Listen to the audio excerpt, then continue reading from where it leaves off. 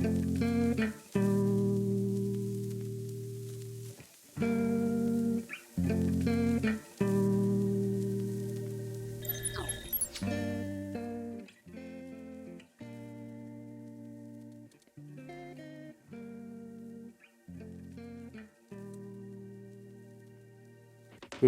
we did a countdown.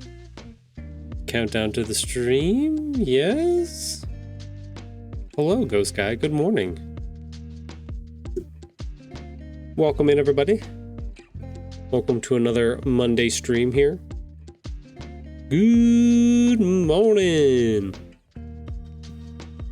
Probably could have done that louder, but I was like, I don't want to blow everybody out.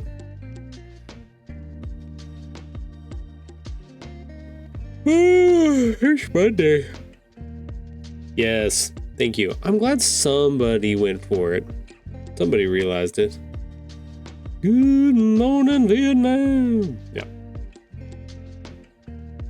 Robin Williams, always my memories. Oh yeah. Oh yeah. He will always be in there.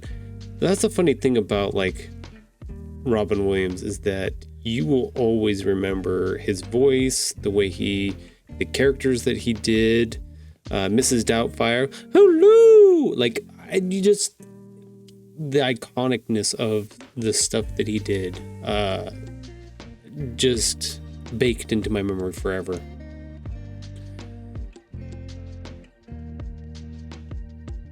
It'll always be there.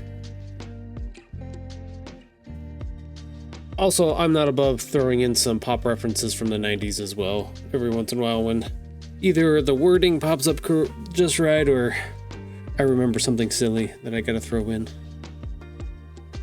Usually other people are here like Alex or Bryce or somebody like that reminds me of all of the... Be like, yes, I do know that. That is from this movie. I was like, aha, thank you. See, I have more of the main staples of the pop culture stuff stuck in my head, whereas like other people will have some of the deeper cuts. I don't have as many deep cuts, but yeah, I got them. How's the Destiny world going? Did you play Marathon? I'll give you a deep cut. Ha ha ha. So yeah, we jumped on Saturday night. I kind of, with our video and our event that I posted, I kind of had a little fun and played with the announcement. Having some of the same wording as our Destiny stuff, and then having a little glitch right in the middle of it that kind of was like, oh no, we're gonna be playing Marathon, or at least trying it out. So yeah, we jumped on Saturday, and it was me, Jerf, and Bishak, and we played for, oh my god, that was actually a late night. We played from 9 till almost 1 in the morning. Yeah, pretty late.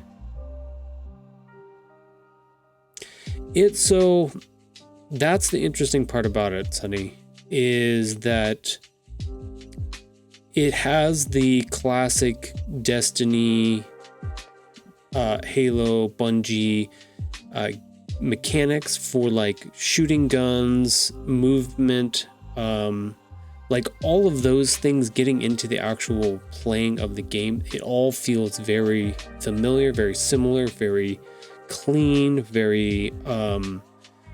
like it's you can definitely feel their style in it. Like it's very much in that vein. As far as some of the other stuff, I think Bishak put it about right in our Discord there. It was fun, but compared to something like Destiny, where I could, at the very beginning, I could see myself playing that for 10 years, when Destiny 1 came out. Like, Marathon was interesting, was fun, like, there's lore and stuff there, but I don't see myself playing it for 10 years. Like, I don't know what they could give me in that game, or what, I mean, because they haven't really promised or said anything of what they're going to do with it that could hold my attention for that long, or what, you know, what the overarching plan of it is. And even, in fact, some of the stuff when we were doing some of our contracts and stuff in the game, it would bring up these cool like cinematic in between scenes and stuff like that. I would just skip them. I mean, I wasn't invested into the world like I get into with other games. Like, it did not. It's a game centered around everything being temporary, so my attention to the game is temporary. You know what I mean? It's not. I'm not fulfilled by it in that way. It doesn't give me anything to really grasp onto. The character is not really mine to design and personalize in a lot of ways. I mean, you can do some of that, and there are unlocks for that stuff later on, but I'm running through somebody else's shell or whatever like that, doing all these contract stuff, but it's not like they feel like tasks to do, but I don't feel connected to the world and the universe and stuff like that. It just doesn't have that. Something's missing from it in that space. It didn't hold your attention. I don't know if it didn't hold my attention, or if they just didn't do a good enough job. Kind of like the tutorial part was fun. I told when we were playing with Bishak and Jerf, because I did the tutorial on stream and stuff too, the opening. Like, I just wanted to explore and play in that area the entire time. I didn't really care about getting to the part where I would fight other people. I don't mind killing the bots and stuff in there, like that's fun. But the PvP, the forced PvP aspect of it was kind of like, meh, I wasn't like looking forward to that part of it. So yeah, it was interesting. Was glad, didn't waste time downloading it. It was like not impressed, and kind of looks like they tried to copy Arc Raiders. I mean, it's that genre. I played the tutorial. The gunplay feels good. Yeah, exactly. Like, those things feel good. I think some of the UI stuff was hard to understand. I still don't know what any of the mods or anything does, or even just being able to heal myself efficiently was kind of poopy in certain ways. Like, I know there's some rough edges with it, but even ignoring the rough edges of that game and stuff like that, the longevity is the thing that kicks me. It's like, this feels like short-term gains with no long-term success is what it felt like. And I really didn't like, I wanted better loot and stuff like that, but it's also one of those things that I knew I'm a decent player in some of these type of games. I'm not great players. I'm not like Asda Cross or those guys that are just like gonna make this their profession in a lot of ways. So like I didn't care about dying and losing all of my stuff. I was just like, whatever, I'll just grab, I guess, more stuff, and it just doesn't have anything to hold me there in any way. It was fun, but not a game that scratches the itch you wanted / needed. Yes. And Arc Raiders looks much better, not as clunky. I think it was, yeah, there's a few, like I said, mechanical issues with some of the stuff. But like the engagements and stuff like that were really fun. Like, we had a good time when we were actually able to down teams and stuff like that. That was fun. And then there were like several engagements that we had where like we stood no chance. But it was just fine because we weren't investing anything like major or going to lose anything, because we were basically just running the base weapons and stuff like that they give you for free. So it was like, well, whatever, like, that's cool, it's interesting. It's essentially like shorts only meant to hold your attention for a small burst. That's what it feels like. I tried to explain it to both of them on Saturday when we were playing. I was like, it reminds me, I used to play Battlefield with my buddy back in the day, and we used to have a lot of fun. We would actually go and do the objectives rather than just do, the slaying out, just going running around trying to get kills and upping our numbers in certain ways. And we would have lots of fun doing that, but it was one of those times where we weren't. It's a different type of investment. It was just kind of like run and gun play, and then I guess, I don't know, hard to explain. It reminded me very much of that. It was a limited time feature. I knew that they were going to come out with another Battlefield and stuff like that, and would have new fun stuff in it. So it was fun to mess around in, but it was not something I wanted to centralize myself around in a lot of ways. I wasn't going to make sure that I got on every week to play, Battlefield, because it just wasn't, there was nothing there to sustain that. It's one of those games that if you like those types of games, that you'll be fine. Those types of games that live and die by updates, changing things and adding new content. Yeah. Agreed with those. Yeah, I don't see, I know that they have more maps that they're talking about. There's tons of stuff to do, like the activation of certain objectives and stuff that happen that have world event things that show up. Those things were all interesting. I loved all that. I was just paranoid the whole time because I knew somebody was going to walk up and shoot me in the back while I was doing it. And if it's one thing, if it's an NPC, right, a robot or whatever AI stuff they have for their, like I said, NPCs, combatants and stuff like that. But it's another thing when you have to look for sneaky human peoples running around, because they'll do more shady stuff than anything else. So, funny thing about Arc Raiders, I definitely feel like Marathon is way more cutthroat than Arc Raiders for sure. And I've seen sentiment about that online, is that Arc Raiders is definitely way more set up for cooperative, or at least that's what the community has decided, is that they're like, fuck it, we're going to do more community rather than betrayal.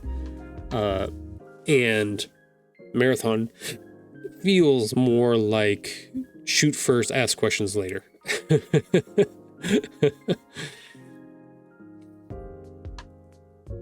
A psych was saying that the game is a wonderful social experiment. Yes, I did see that one. Some people saying they're friendly only to shoot you in the back.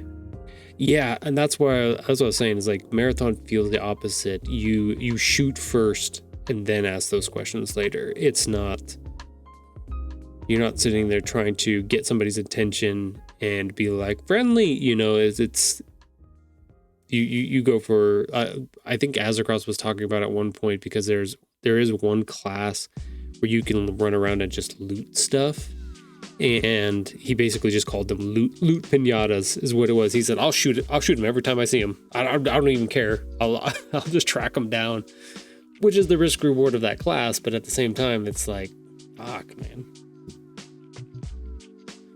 I've had that happen. Yeah, that's the thing. Yeah. It's an interesting idea. I think the game is very beautiful.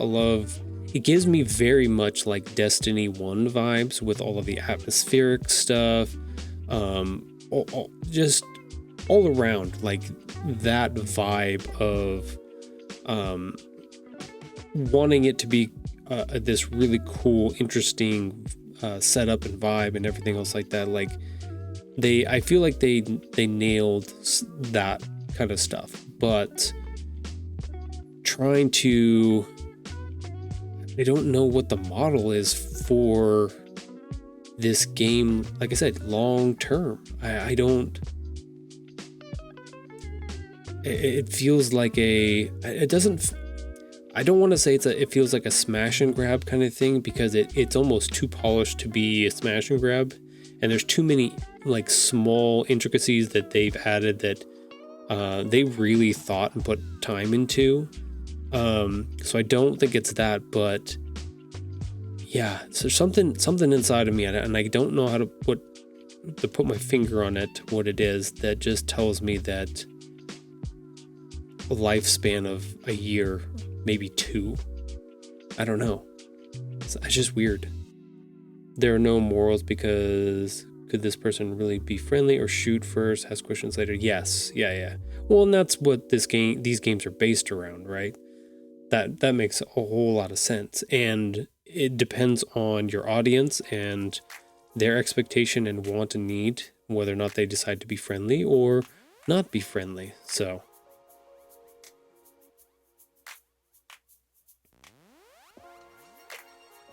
it'll be interesting to see. So today was the last day for that beta, or that server slam, and then it comes out on Friday.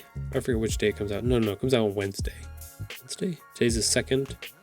Comes out on the 4th or the 5th, I think, which is either Wednesday or Thursday. I don't remember. It'd be interesting to see what happens, and what's going on. I know, like, some places reporting, even like, because they were doing the server slam, the Destiny population dropped down drastically. I think they had it down to like 8,000 people were playing, something like that. So that's a huge hit in that, just to try out this game, which is good, but I don't know. It feels like there's a lot riding on this as well to be a really big success, and to keep that studio alive and running. Yeah, there's so many questions and no answers and no communication. That's the other hard part. I mean, the basis of the story is it's post-apocalyptic. Instead of rising against the machines together, everyone is out there own good. If they team up, great, but if you have something shiny, someone is bound to rat on you. Yes. You just don't care for extraction shooters, haha. I think it's about the depth of the game, the updates, and if it does something different than the other games in the category. Yeah, there's a lot riding on this for Bungie, for sure.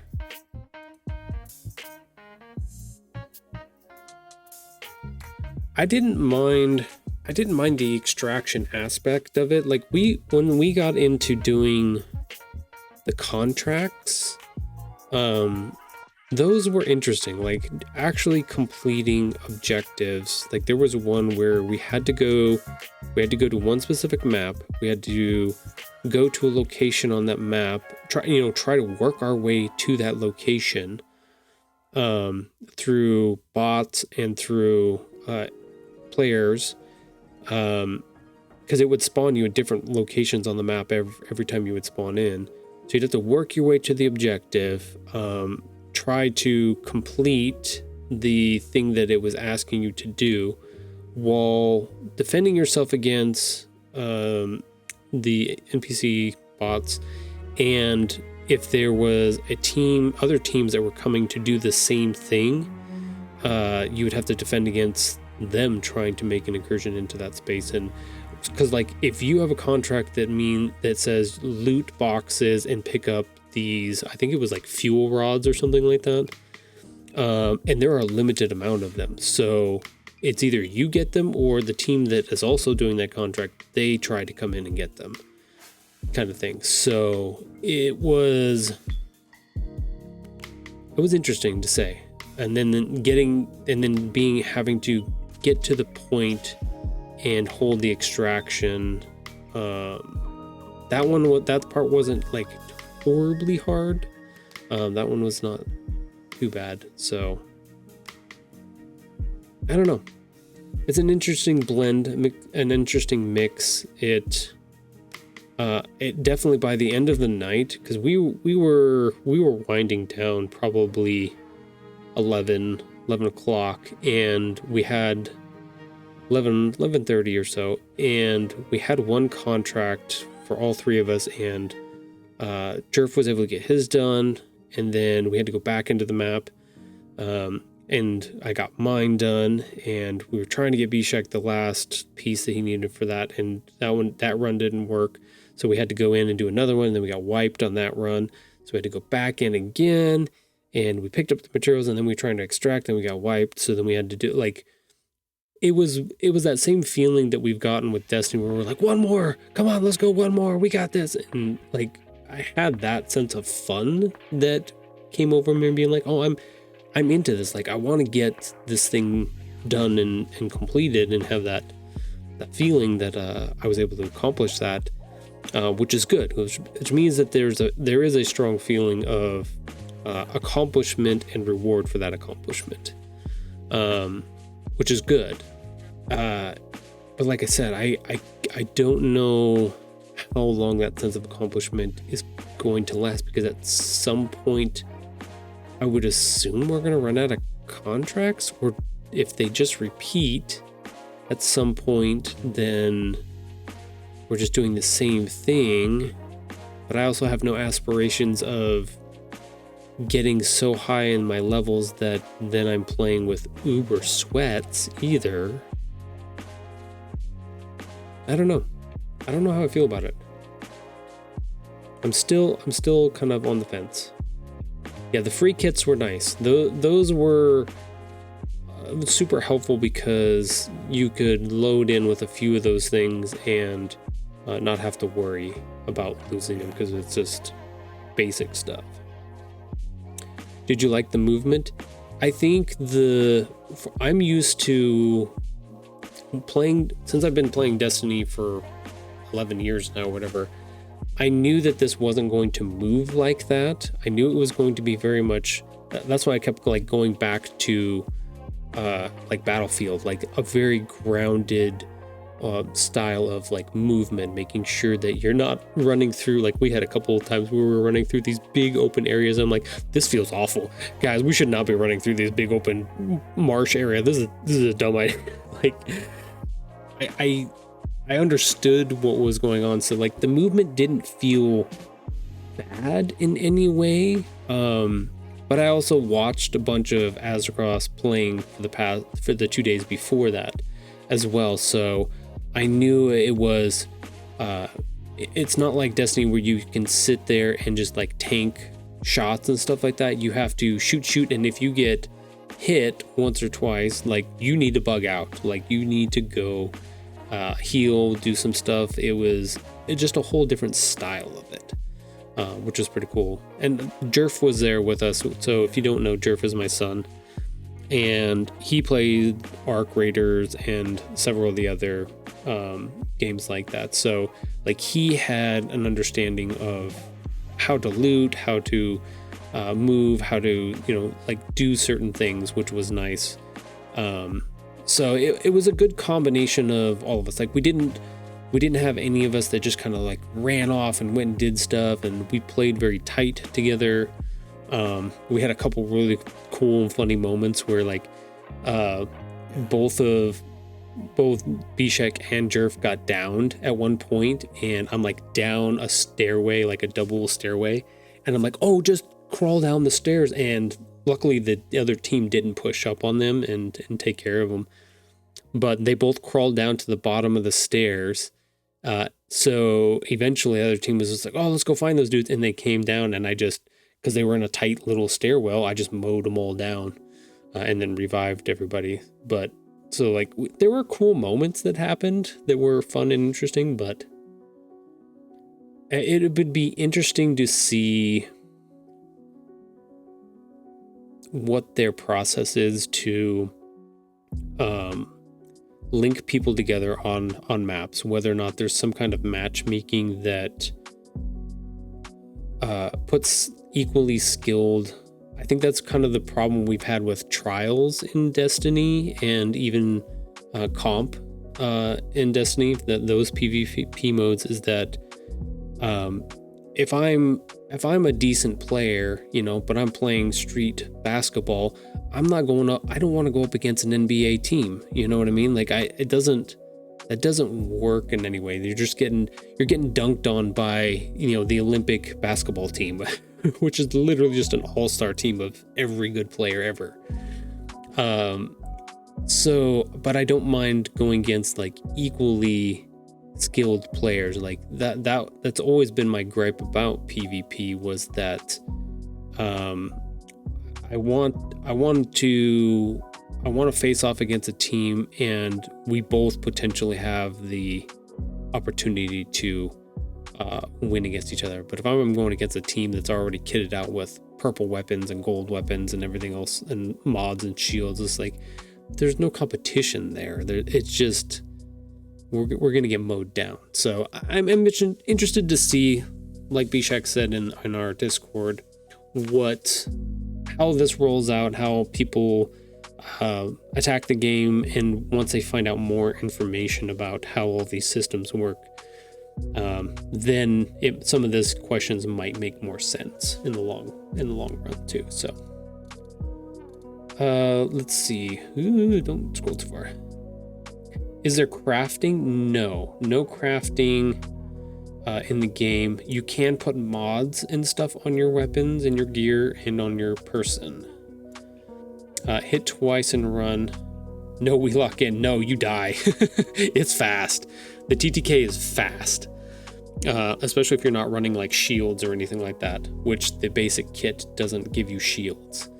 And I noticed I survived a lot more when we went in, because Bishak and Jerf would run the basic kit, and I would actually put together some stuff, whether it was having a backpack and a shield and a couple mods on, did make a difference. Like, I felt like I survived a little bit better than they did. But that also made sense for my class, because I was the healer class where I could like jumpstart them and get them back up real fast. So it made sense for me to be a little bit more kitted out than they were. So you like Tahoe, really? SBM? The problem is that the terms that they've set up for skill-based matchmaking and all of that stuff, like, they keep passing around those same algorithmic ways that they do it, and they don't work. They need a better system. I don't know what that is. I don't know how it works, but it doesn't, like I said, it's like, oh, here's a lobby. Now you're going up against the world record holder for the best team ever. You know what I mean? Like, it'd be like putting me against Azzacross and his team and stuff like that. It'd be like, dude, come on.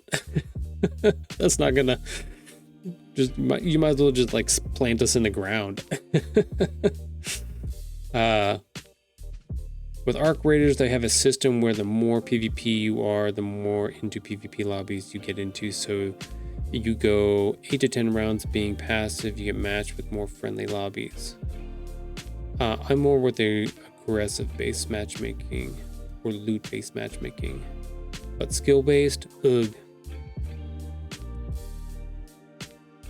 Yeah, that's why I lock in. Yeah, it's, I don't know. I kind of went into it not having any expectations. I didn't look at too many things, or even when they were doing their little alpha tests and stuff like that, like, I would see a little bit of it, but I didn't do any deep dives. I just wanted to, and I downloaded the Server Slam on Thursday, and I sat on it for Thursday, Friday, and then waited till Saturday night. I didn't even do the tutorial, because I was like, you know what? I want to run this all purely off of just going into it blind in a lot of ways. I just want to see how this hits me, how this feels, how my reaction is to it, just going in all natural in those ways. And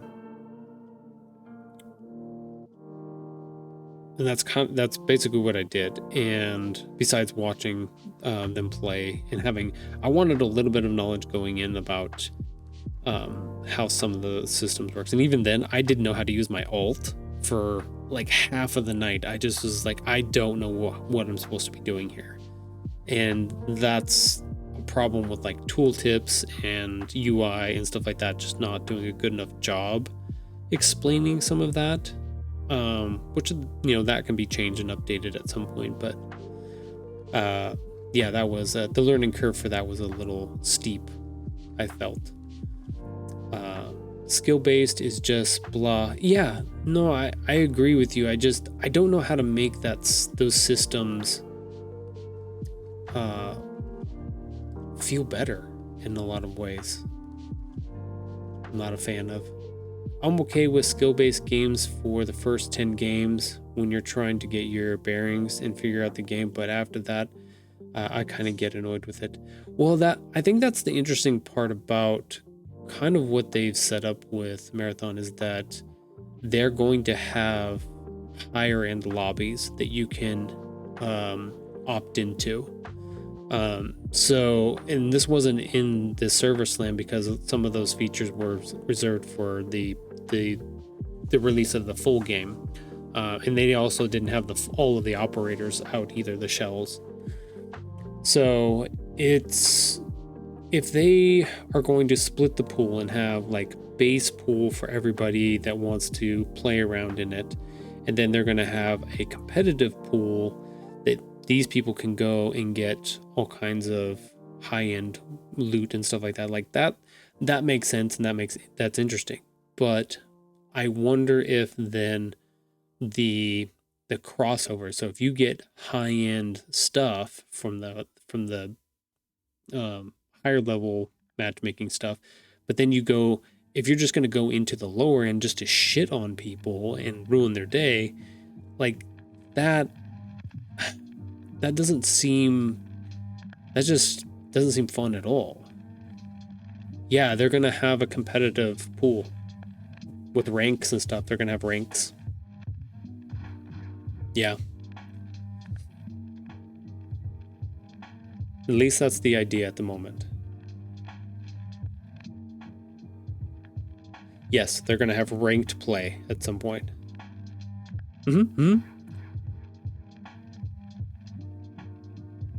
Yeah, it essentially will be competitive lobbies is what it'll be, is what they're planning on having or planning on doing. So it'll be high risk, high reward setups on it. So you better, if you're going to go in to try to get something worth a huge reward, then you better bring in stuff that's going to hopefully give you the best chance of making it out, kind of thing. And those are separate from the lower end lobbies that you could join into. So like if you want to go do different contracts and stuff like that, I could just see yourself like going into the lower end lobbies. But if you want to go do like high end contracts and stuff like that, worth a lot more, then you would definitely want to go into the higher lobbies for much better loot and stuff like that. So yeah, but there are people that would love just to grief other players just for fun of it. Yeah, that's the kicker on it. I wonder if they are going to have a mini requirement to go in. Yeah, they said that I think you have to be a certain rank and you have to have a certain amount of stuff unlocked through their factions in order to go into those lobbies. So you do have to work your way up to unlock them, and then you can go into them. I'm pretty sure is what they talked about. I think that is the problem, Sonny, is that people, regardless of whether or not there's an official way to do it, people are going to find ways to be shitty and grief people because they think that that's the fun for them in certain ways, or they make videos on it online and stuff like that. And it's like, that's just intrinsically part of society, right? That's just how it works. I don't think they necessarily need to ban everybody or do anything like that, but that also comes down to incentivizing the way the game is structured and set up, right? When we're talking about construction and even designing roads and walkways and things like that in the construction industry, there are ways to build infrastructure that is either positive reinforcing or punitive in a lot of ways. So you can build walls and barriers and force people to do something, and that's very like punitive, or increase police presence to pull people over. But that doesn't really incentivize people to do the right thing or to make better decisions about stuff. That just punishes them for doing the wrong thing.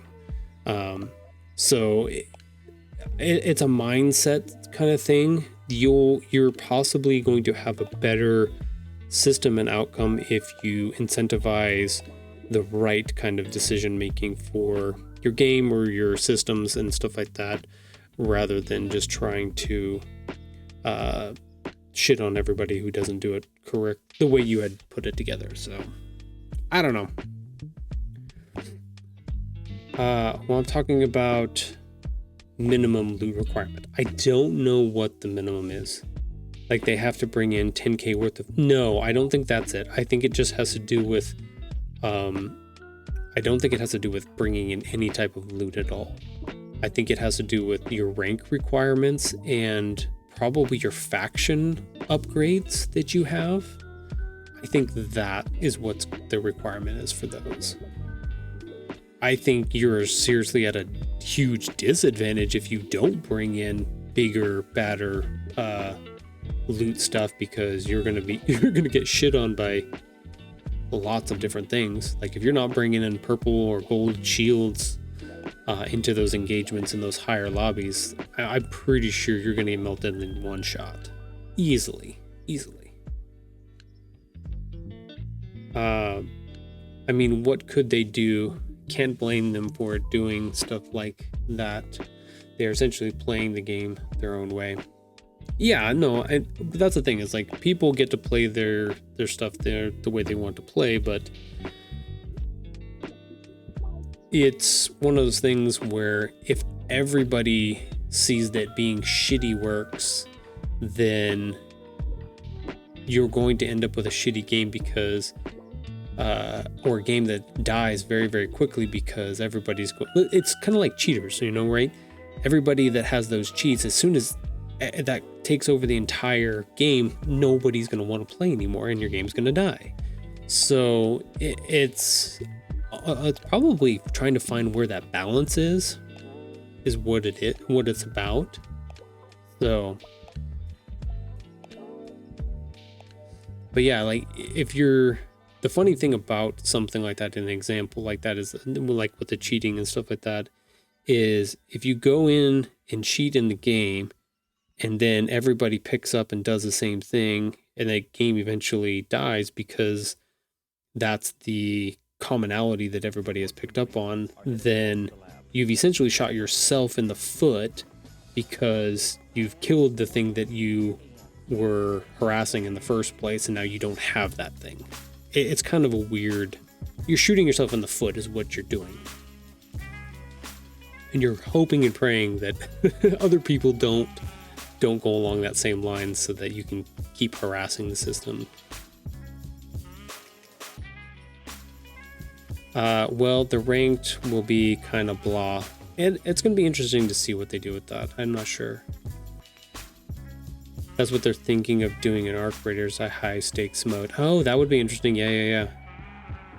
And everyone will do it because it'll go viral on YouTube Shorts or TikTok. Yeah, no, that makes sense. But that's the point, though, right? That's high risk, high reward in a lot of ways. That makes sense. You do want those type of things. People, I don't know if you guys have know this, but humans love to fucking bet on stuff.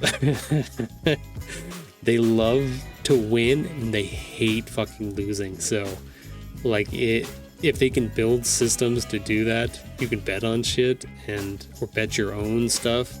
Yeah, that's basically what these games are. It's legal betting is what we're doing. It's shady betting is what it is. I'm betting my kit and my gear that I'm going to make it out. I'm just not a fan of people being in ranked, bringing in a free kit, and somehow they kill a team with amazing loot because they get caught at the wrong time, or because other teams rat. That's Ark in a nutshell. Yeah, I would be very surprised if there's people that can go in with low-end gear or basic kits and get and just, it would have to be one of those scenarios, Ghost Guy, where a team runs in, gets just destroyed by another team, or maybe even they mutually just destroy each other and they're all downed, and then the third team just happens to come in and be like, oh look, loot pinatas. It's just yeah, I don't know.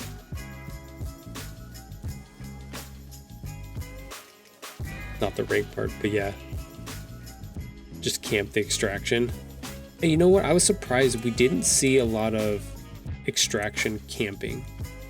I think there was enough, the extraction points, there were enough of them on a map, and they would actually repopulate if they all got used up.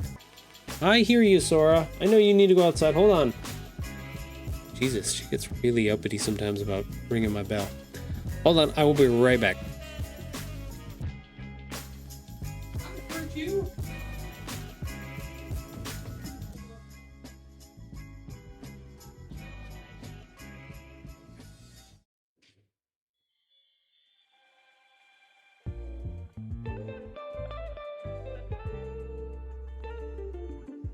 Actually, she's like warning me. She's like, don't make me bark at you. That's what I'm talking about. There needs to be a risk and reward with ranked plays. Yeah. I think it's going to be interesting to see how it all plays out. And I'll be interested the first week that Marathon is out, how fast people get through everything. Because even this server slam had some conditions that if you got above rank 10, you got to keep a certain amount of stuff. If you got above rank 20, you got to keep a bunch of stuff. If you got above 30 rank, you got to keep like most of all of your stuff from the server slam. So it's going to be interesting to see how that transitions to the main game, and how fast people just get through the entire content and what is there, what else is there, kind of thing. So this first week when it comes out, or I guess that would be next week then. It'd be interesting. It'd be interesting to see all of the reviews and how it all plays out. So I've caught a few free kids trying to get my goop, and when I take them down, they start talking shit, saying, enjoy my free kid. And I'm like, get the fuck out of my lobby and knock them out.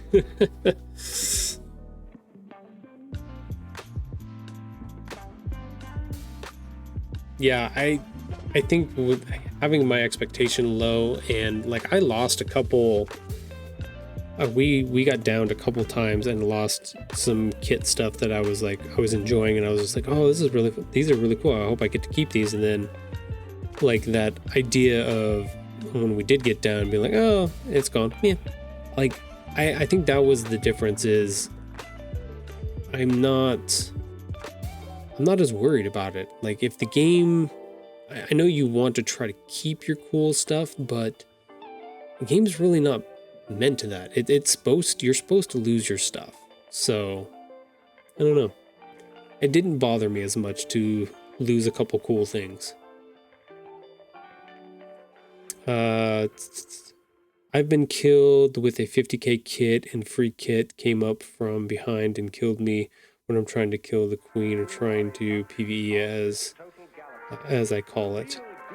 Gotcha. Yeah, that's opportunists, right? They look to stab you in the back, kind of thing. But that's the genre. That's the unfortunate part of this genre. You just kind of have to expect that that's going to happen. I think that's why in Marathon people shoot first and ask questions later, rather than play the work together game at the moment. It's interesting.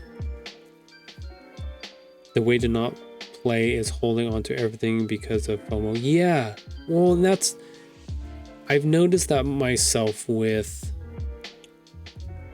how I've started to restructure some of my brain and thinking about the world that we live in and the way stuff comes at us and the FOMO of it all, and even just my life in general, and being like, you know what, I've held on to a bunch of stuff throughout my life. Like, let me find people that either can use this stuff, or if it goes to a good place, a good home, whatever like that, that's fine. There's always more fucking stuff I can go get. Like, it's, and really changing over to that mindset of not letting those stressful, anxiety built things freak me out. Like, there was a couple times on Saturday that like jump scared me, but it was never, I never got to the point where I was just like, when I lost gear or weapons or whatever like that, that I was just like down, being like, oh, that was my best piece of blah blah blah. It was just like, but I'm also playing the game differently than most people. Like, if I get cool stuff, yay, that'd be awesome. Like, I had a couple pieces that I was very happy with, but I also knew that it was going to be temporary, that we're not going to run into every engagement and win every single battle. So it's like, I know I'm going to lose this shit, so use it while I got it and kiss it goodbye at some point. Ugh, it's so annoying when a rat just comes up during those times and then nobody's there to help. I think that's why I was having fun running the triage. I think it was the triage subclass. Because your super ability is that you send out these two like tendrils, like, and you could, if you hit your players, your teammates, you can shock them back to life. You don't have to med kit them or do anything like that to bring them back. And I can also throw down the little robots that heal over time. So like, I found a spot for myself. I played the Warlock is what I did. I'm just letting you all know I played Warlock as in Marathon, essentially. Warlock class. Because the utility of being able to give my teammates and stuff like that health, or be able to bring them back, because I knew that was important and worth trying to spec into and stuff like that. And I really enjoyed that. Like, I felt good about that decision, so that was kind of cool. I know Jerf was very disappointed in me that I didn't play the Titan class with the shield, but I like being able to get my friends up faster. It just feels bad. I mean, I can just craft everything I need now, so much less FOMO. Yeah, I think that was, by the time I got to the end of our play session, we had found that there was a spot that once you upgrade your factions to a certain point, you can actually use the credits to buy copies of the weapons that you had unlocked.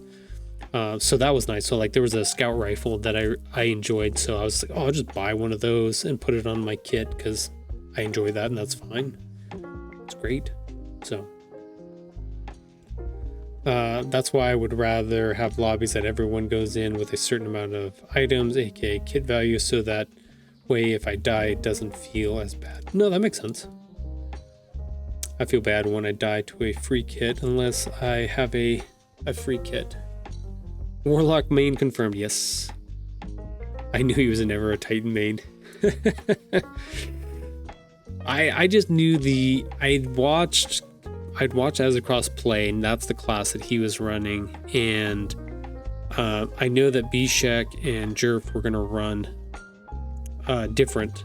Neither of them was gonna run it, so I was just like, okay, I've seen how this rolls. I understand the movement and how the play for this works.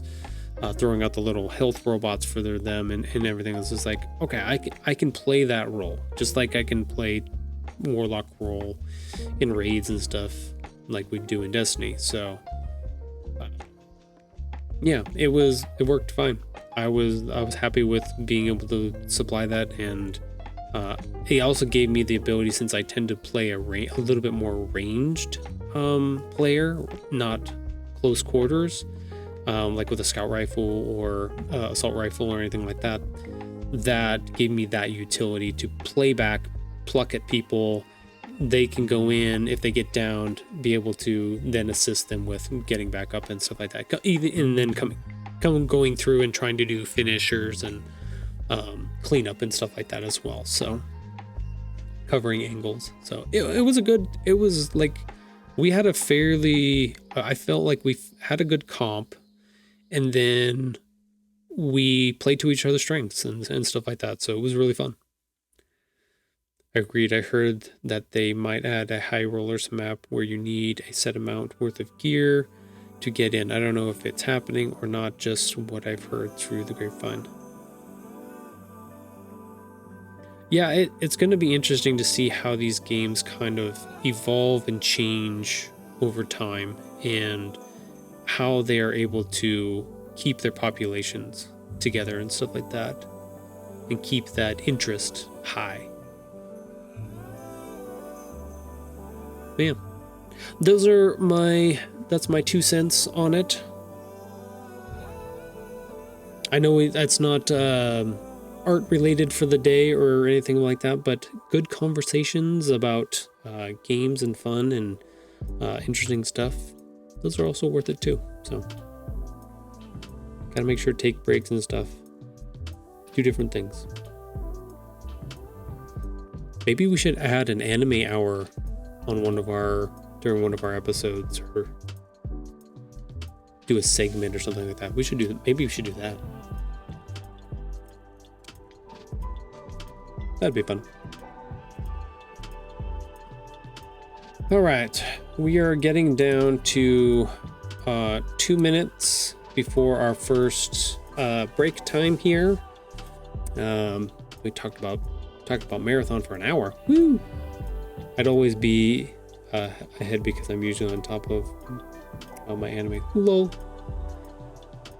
Yeah, I know. I realize I'm watching 10 series this season. I looked at my Crunchyroll and went, oh shit, I've got 10 I'm rolling with at this moment. Yikes. Yikes, that's a lot. But I'm all caught up, so that's fun.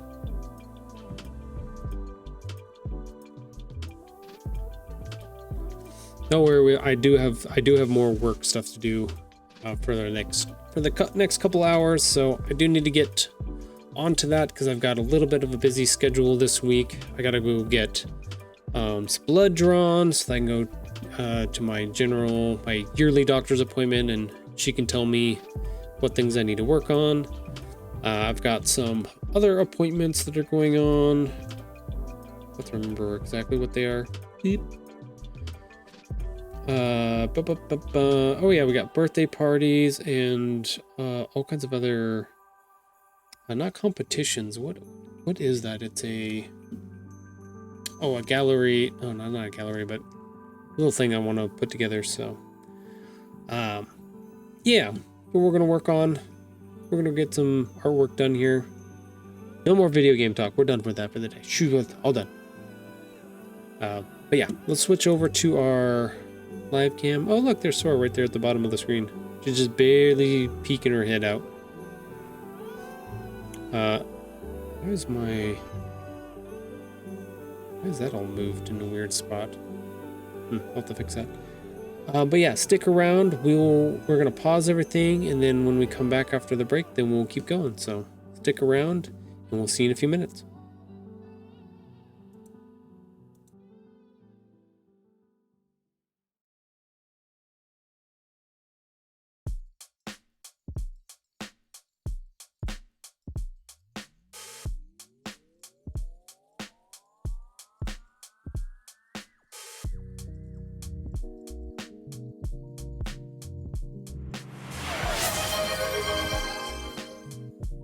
Sunny_Ruth says big stretch.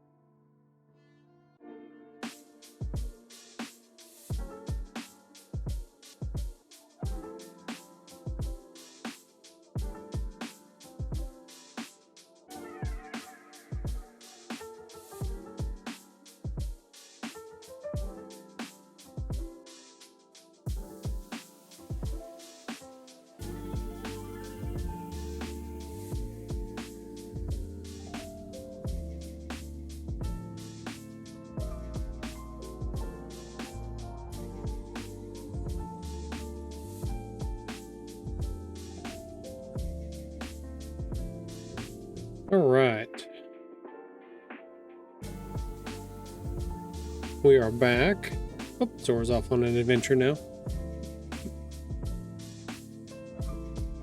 What's she doing up there? She's looking at something. We have had a bunch of quail come through recently again. Maybe they're out running around outside the fence. Never know. I do want to... I'm going to go adjust that camera again. I adjusted it down because she was laying right there hanging out. But you know what? Let's not do that. Maybe she'll come back to it. We'll see. I bet she's going to go lay in the sun, though. That's okay. This is what we're going to work on today. I'm going to bring in a sample here. Kind of a different one I want to put together. Kind of the idea.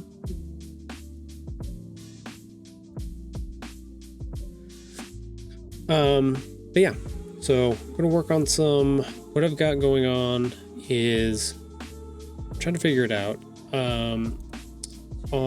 I've got Kidlit Postcard Day happens once a month at the beginning of the month, every first Thursday. It's over on, actually I think it's on other platforms, but it seems to be the most prevalent over on Blue Sky social media platform. And basically what it is a hashtag that you can add to your posts and stuff like that, where you kind of put together, kind of looks like that, the Happy St. Patrick's Day one there. You kind of put together like a postcard looking thing. It could be horizontal, it could be vertical, either way, doesn't matter. Kind of representing either your work or something you knew you're working on. It could be something old. You kind of have your discretion to do what you want with it. I set mine up to, actually I'll pull one in so you can see what it looks like. Or at least look, this is what there you go. This is what the last one looked like. So it's got my name, information, where you can find me, and a piece of artwork that I worked on that kind of just represents my style and what the stuff that I'm working on as far as my books and illustration wise. It's a really good thing to do or to use as a reference, because there are people that go and scan these listings and stuff like that, these hashtags on that social media app, and you might get contacted for either work or representation, or who knows. I've actually had several people that have followed or commented or liked my work that actually work for bigger publishing houses and stuff like that. So visibility is a huge thing.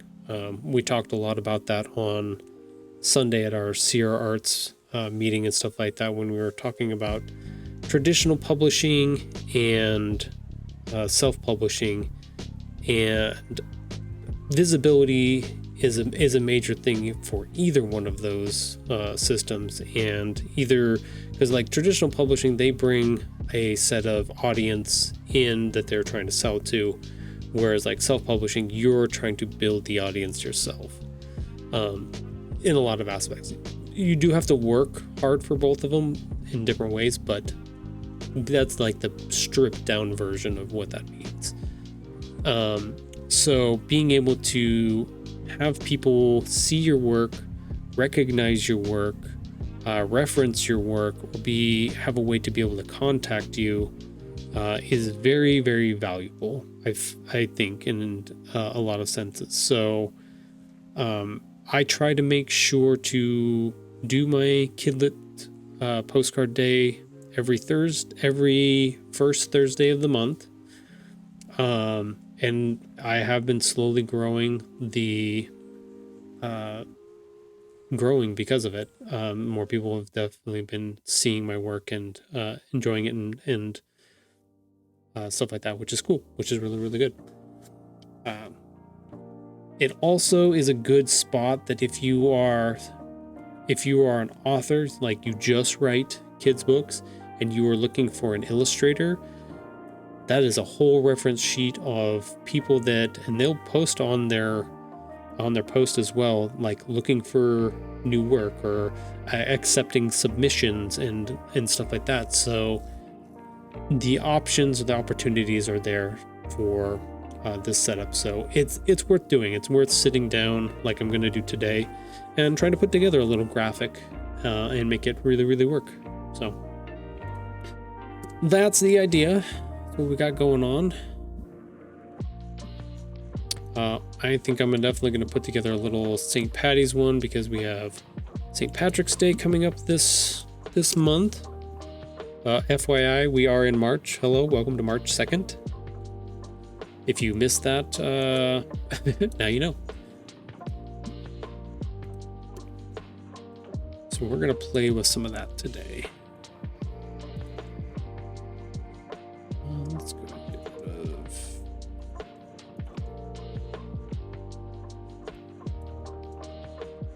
that. Let's just move those dots out of the way. That didn't work. Don't need the snow anymore. Don't need that background. I want that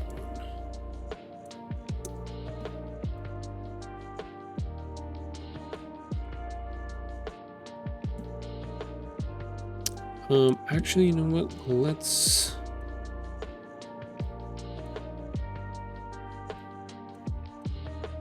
not use those dots. Let's use the triangles or the diamonds instead. So now we gotta go find those.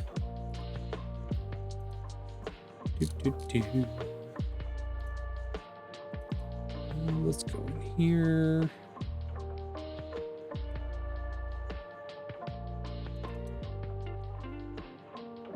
Oh, these are squares. That's the wrong. That's book 3. That's not book 2. We're still on book 2 stuff. I guess technically...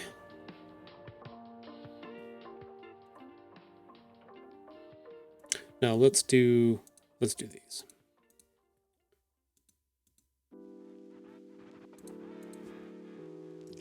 Copy. Get rid of that. Don't save. Let's go ahead and put this on its own layer. Paste. Good.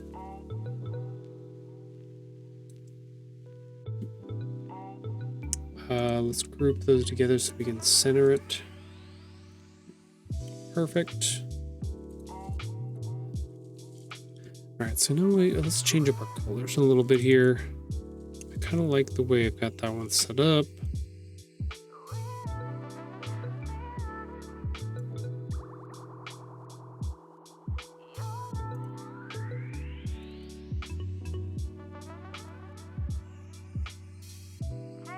I don't think I want to go with, do I want to go with that green?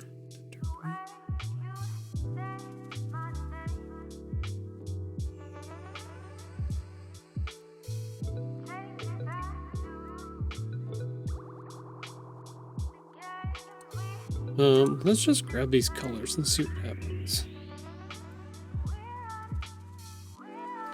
Well, that's not too bad.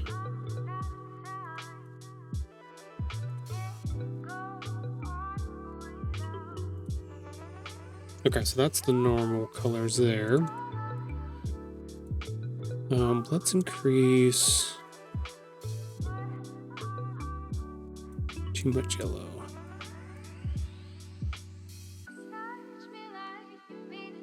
Yeah, let's make it a little bit brighter there.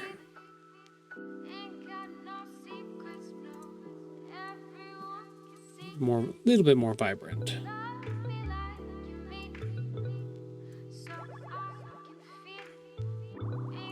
Method, classic, perpetual. I didn't know that was a thing.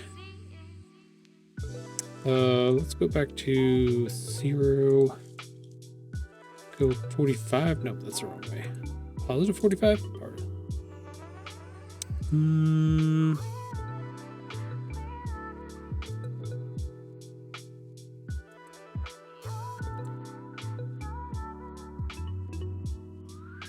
No, I think I like that 20. We were at 90. Let's manually change it a little bit here.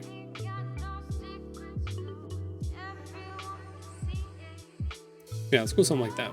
105. Okay, so we need to grab...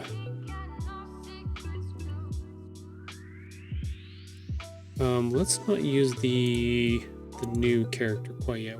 We haven't quite put that out on the internet yet. So we're gonna need the old character.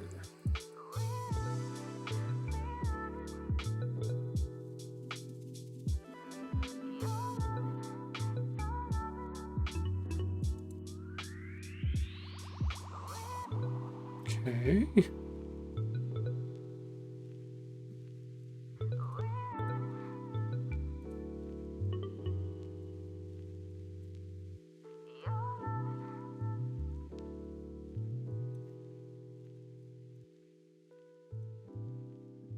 We're just going to kind of mimic some of this.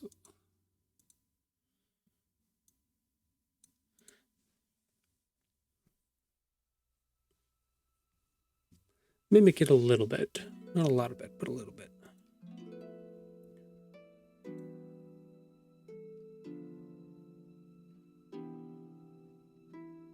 Let's see. We do have...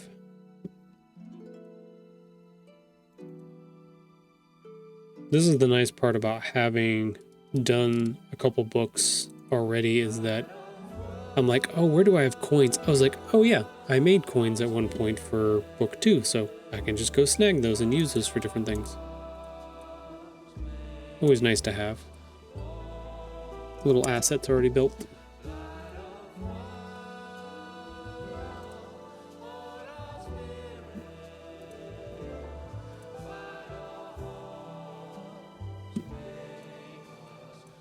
Pull those in here for the moment.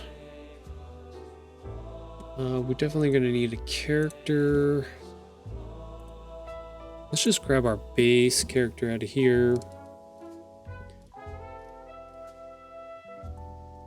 I'll just put arms. Nope. Where's our arms down? There we go. It's down. 2 eyes open.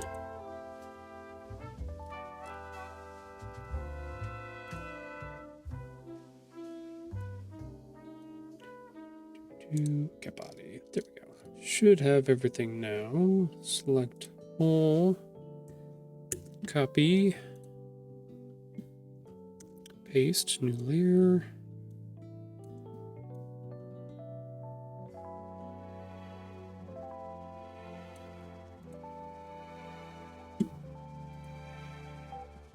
Okay.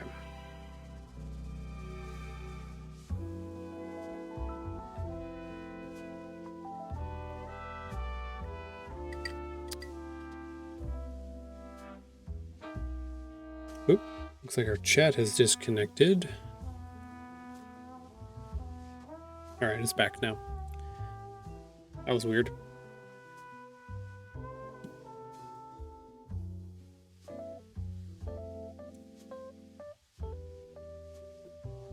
Okay, so what do I want to do? Do I want to...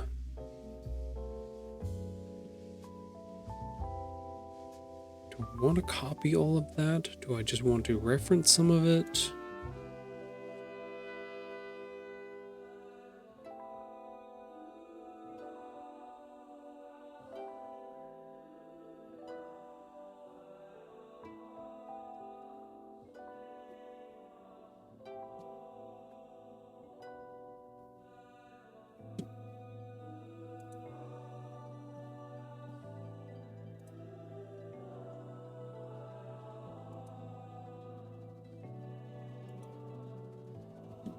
I thought about, my idea was, since St. Patty's Day is coming up pretty quick here, I wanted to put together a little St. Patty's Day imagery to put on for our Kidlit postcard day, but So what is it? Thursday would be tomorrow's the 3rd, 4th. March 5th would be the postcard day. And then St. Patty's Day is not till the 17th. So about 10 plus days. We're a little bit out. That's okay. Okay, why do I have these here? Wait a minute.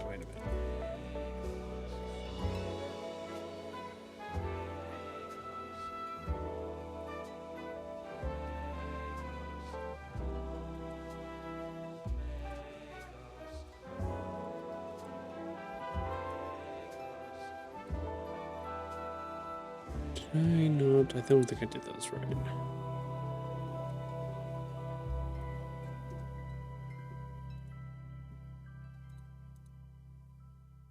Ooh, I did have some hidden stuff up here.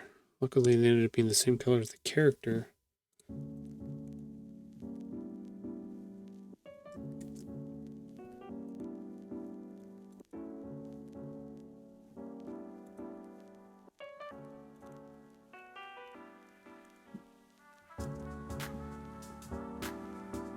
Sometimes you find mistakes in the weirdest places.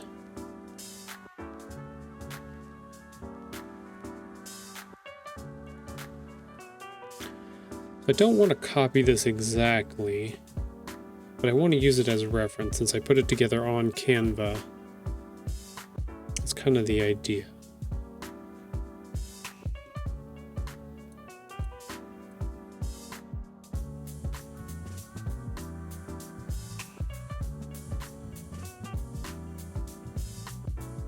Let's grab, we have one shadow here, shadow there.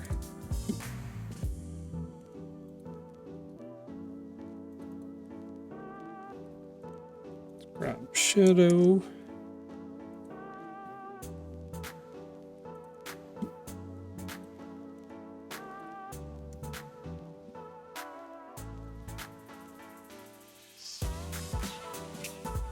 That's somewhere down there.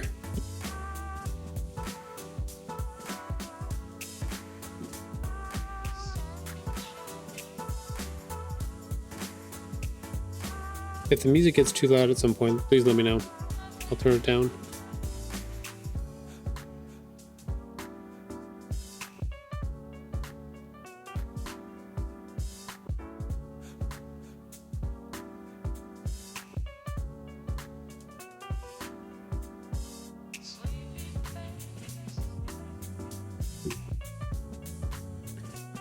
So let's do,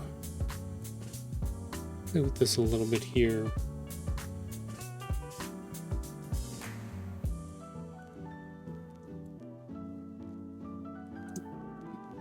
Let's put copy paste.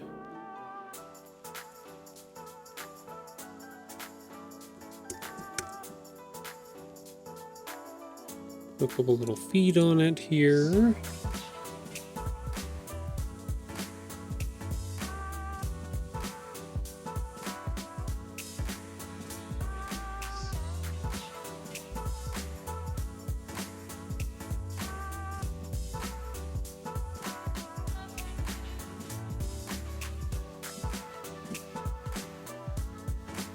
Let's see. Let's go ahead and cut this. There. Get rid of that.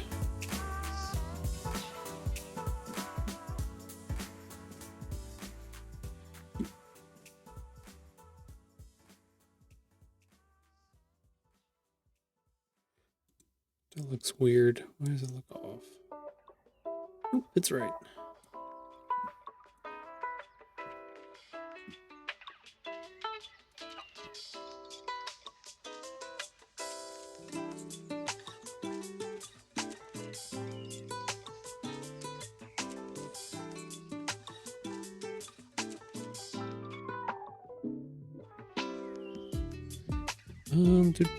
Do I want to combine all this yet?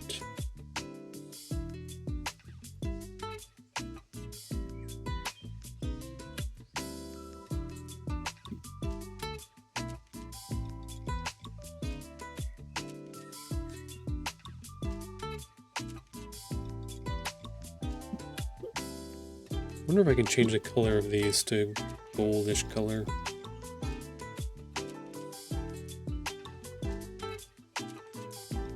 It says no. Why?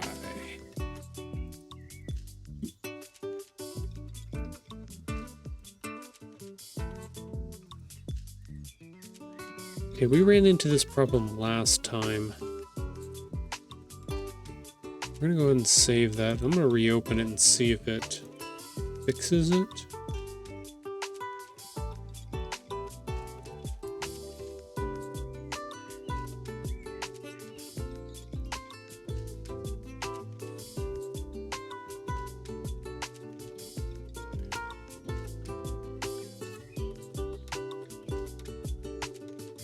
Let me. Okay, so we've run into this problem again where there's certain stuff that it won't let me recolor. And I don't know why. Ungroup all? Maybe? That shouldn't matter.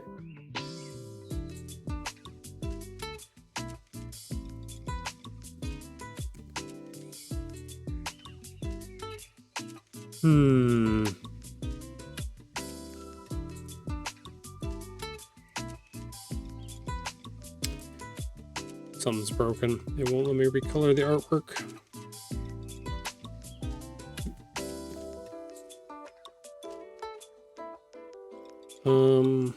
Okay. We're gonna go and save that. Don't save that. Don't save that. So I'm actually gonna hide this for the moment. I think Illustrator's messed up at the moment. Give me 1 second. I'm gonna reopen it here. Close and reopen it.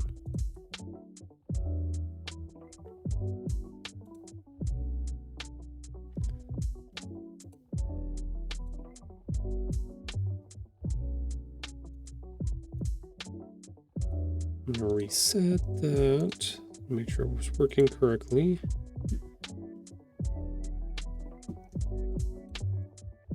Okay, yeah, we're back. Okay, so I should be able to select all of this. And now it lets me do it. I don't know. I can't hear. It should be fine. Is there no music coming through either?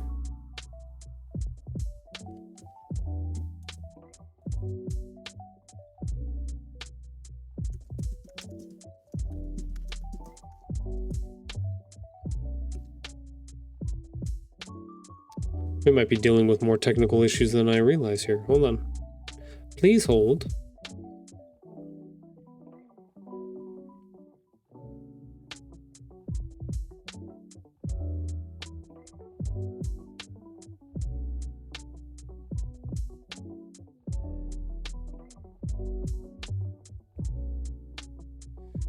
The technical difficulties. Never know quite what's going on. Okay, give me a second. I'm gonna check the stream myself as well.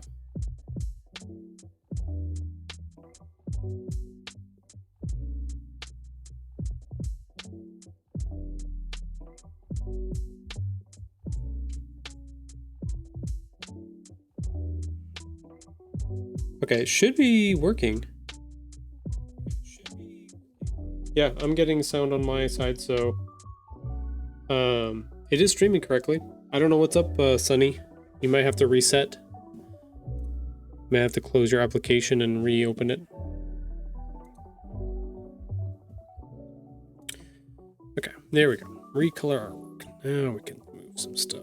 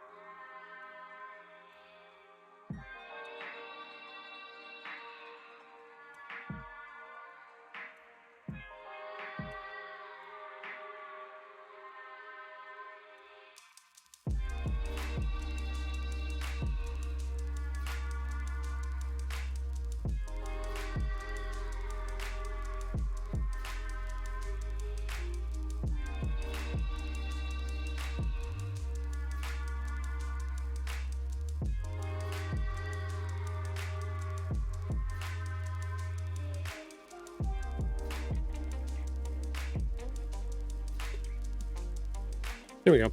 We made some gold coins.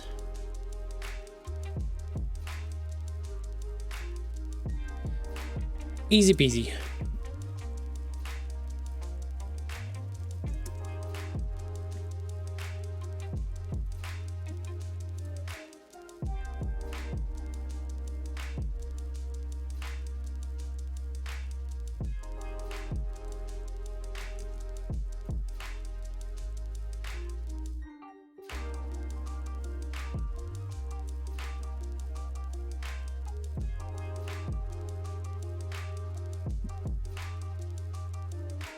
Let's go ahead and group that. This. That. That. Same thing here. We're going to go through and group everything so that we know we don't accidentally pull something incorrectly.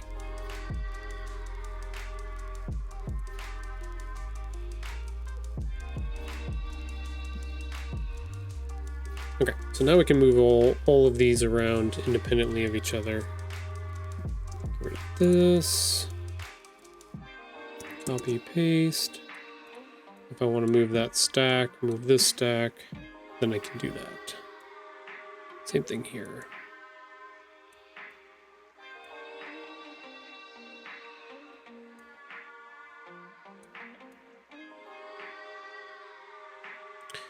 Probably want to layer these a little bit here. So let's move these around just a hair. Like that one there.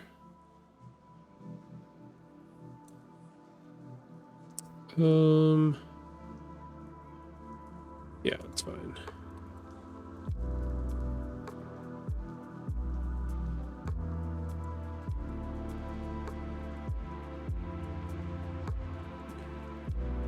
Let's take these ones. Let's recolor those. And this should be brightness, saturation. Let's make these darker. Taco missed the part where I said JK. Oh, my chat did not catch up. I did miss that. I realized that.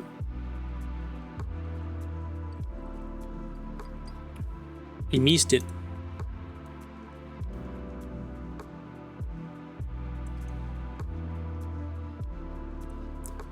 I miss a lot of things sometimes. It happens. I think these might be too small.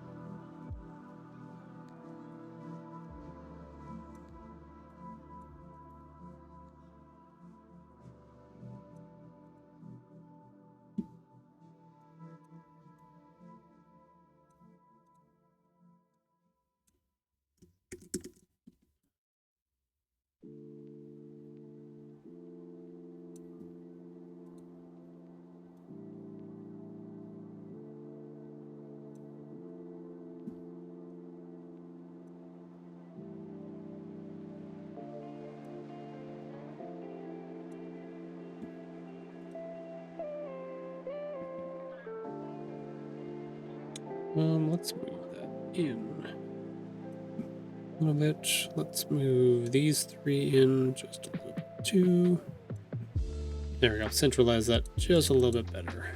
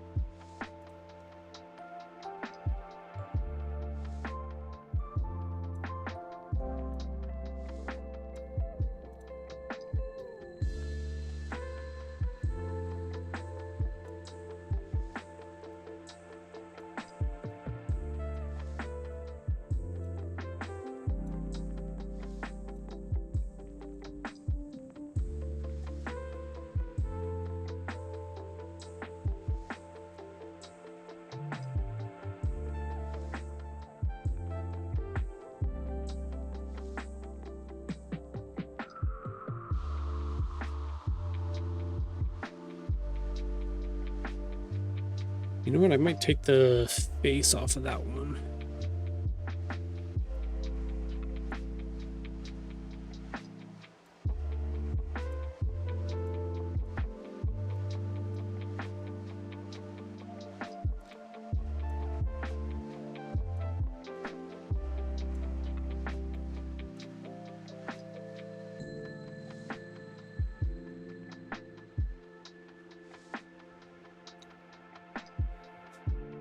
Yeah, I think I'm gonna take the face off of that one.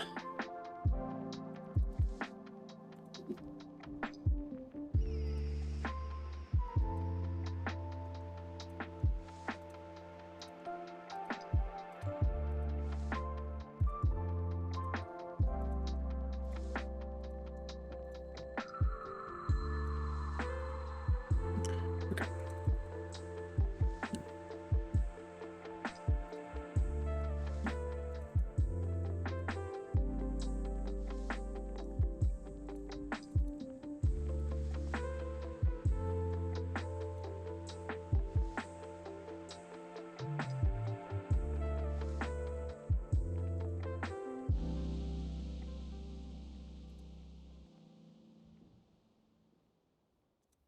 Okay.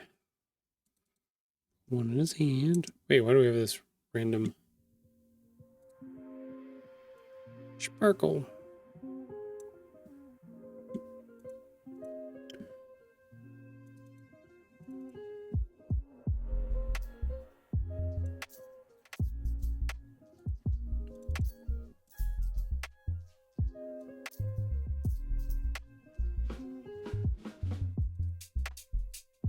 Wait.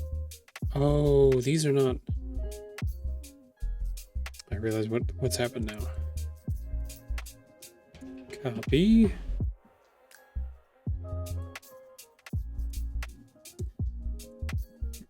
This needs to be inside.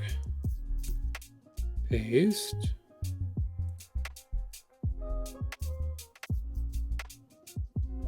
Nope, still didn't do it right.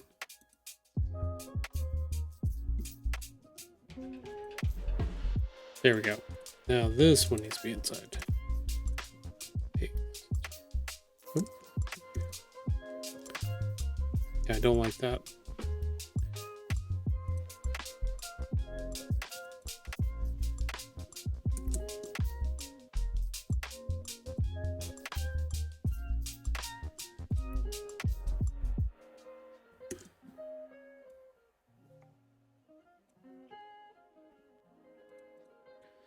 Oop, Alex is bored at work. He's sending me memes already.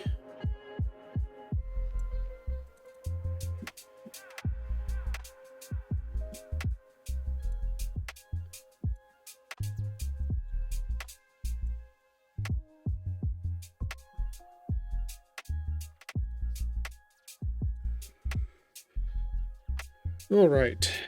We've kind of got an idea here. I got set up very similar to the one we did over on Canva.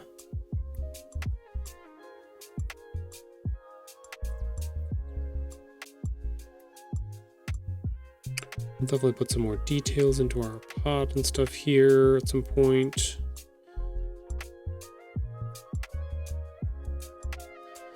I'm trying to think. What else do I want to add to this?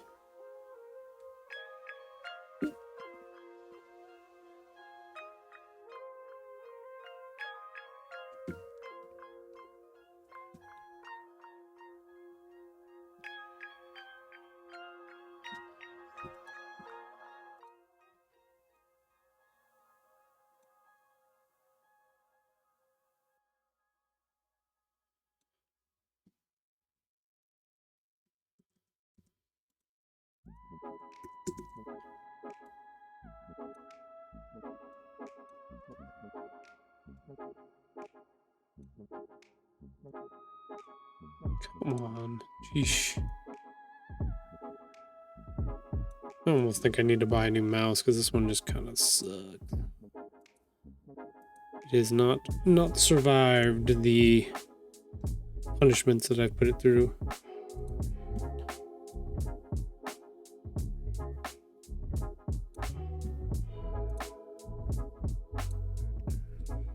There we go.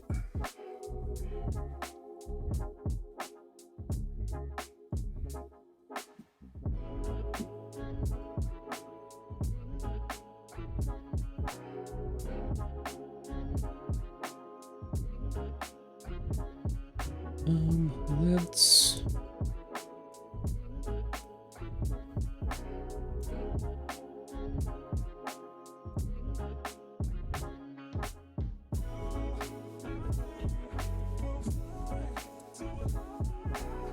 make him bigger.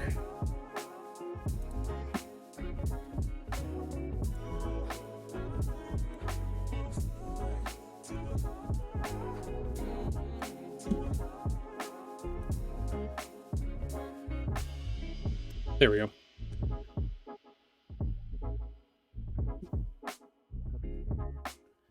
I think I do want to do these little banners up at the top. I think I want to do them differently.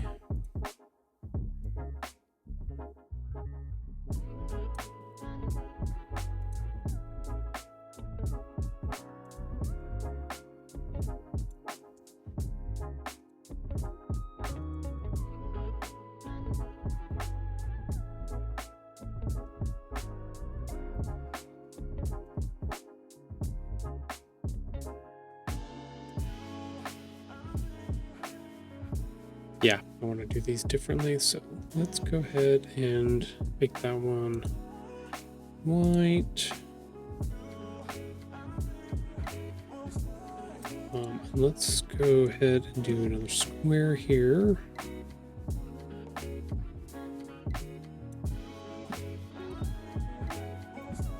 Let's center those. There we go, on each other. And then we're going to do this cool thing where we're going to divide them and then ungroup them. Bloop, bloop. And then we can recolor them however we want. Each of the pieces.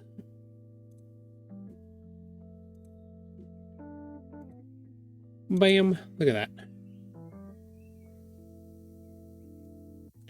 We'll go ahead and like that.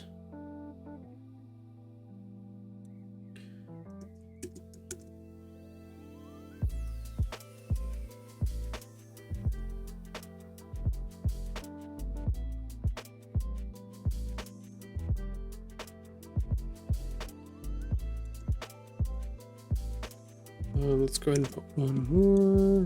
That one here.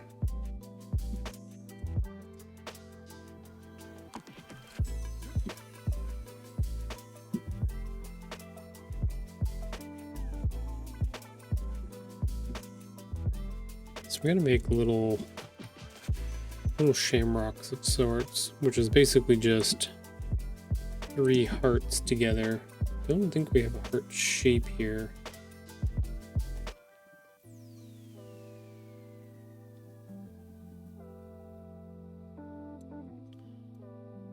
I thought I saw somewhere that you could make one.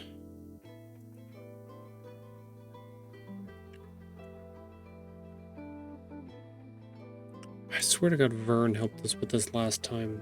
There's something you can do.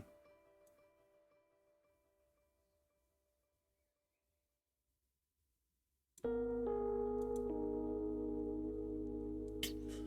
don't remember what it was.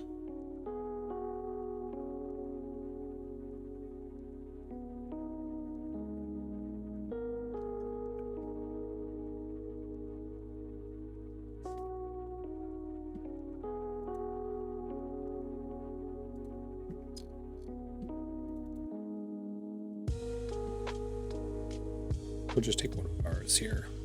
We're to have a couple. We have some pre-made.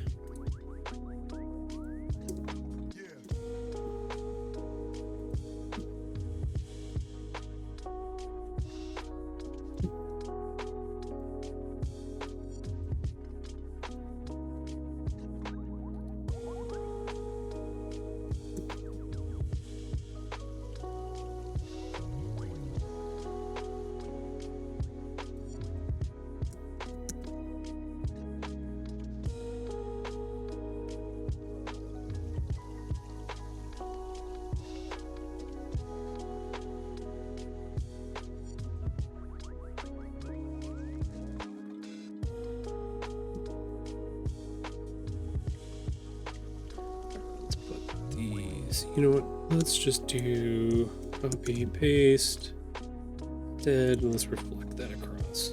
Screw it. Just make it right.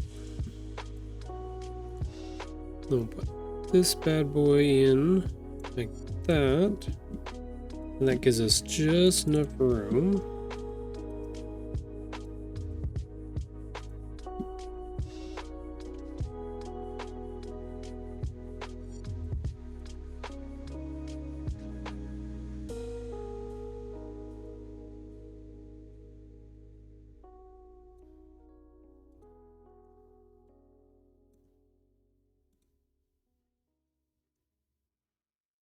Put a little stem on it. If you like it, then you should have put a stem on it. Nope, sorry.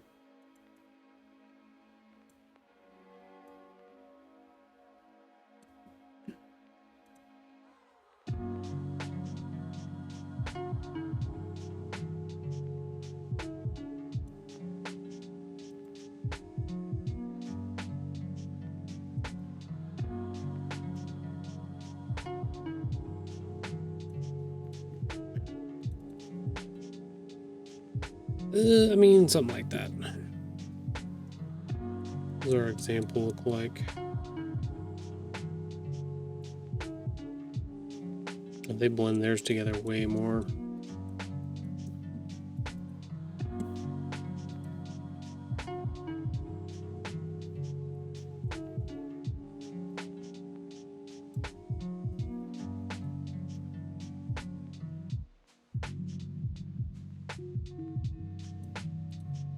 Yeah, that's better. They just weren't squished together enough. They weren't quite squished together enough.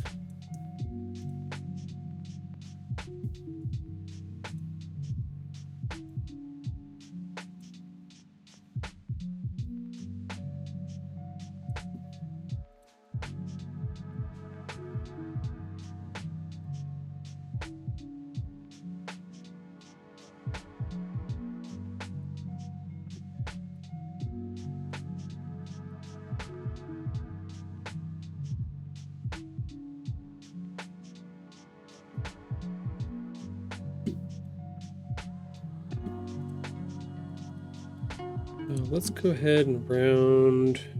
It doesn't have a stroke on it, which means what to do.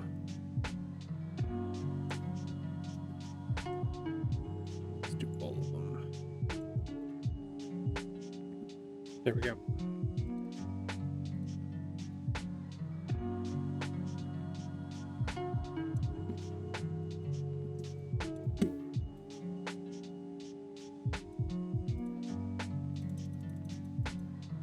Sweet. Okay. I'm like, I'll just highlight everything, and then I just pulled that out of the way like a dummy. Okay. That.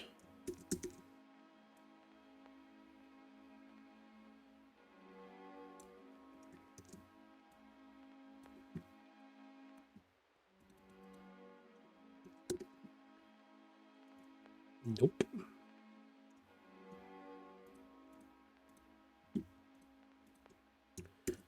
I promise I'll get this right at some point. Might not be today, but at some point.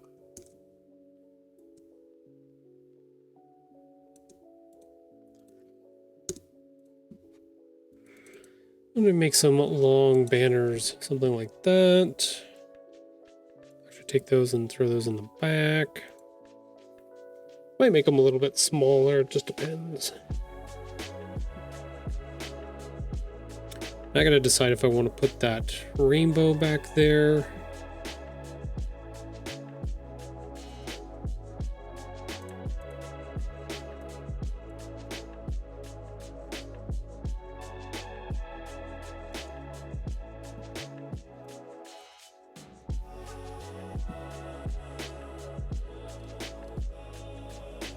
Probably.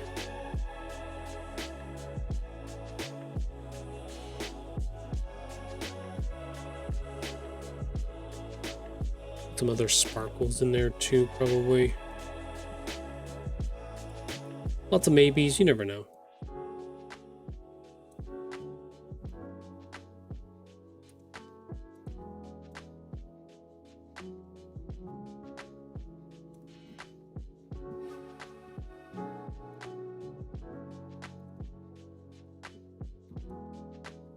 I get to play with a little bit of this.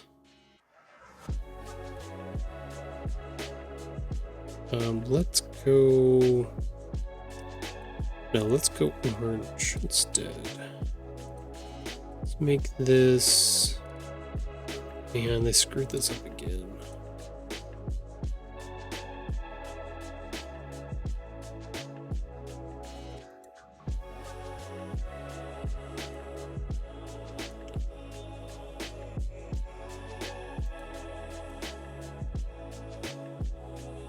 Being really, really weird. Anyways, that's wrong. Why is this all here like this? Hide options, show options. There it goes. So I don't know. Oh no, I do have an update to download for Adobe, so maybe it's my problem. It's me. I'm the problem. It's me.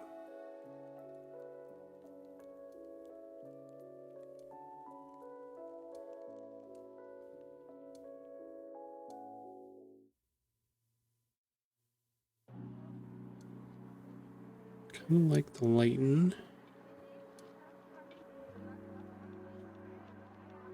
The overlay's not too bad.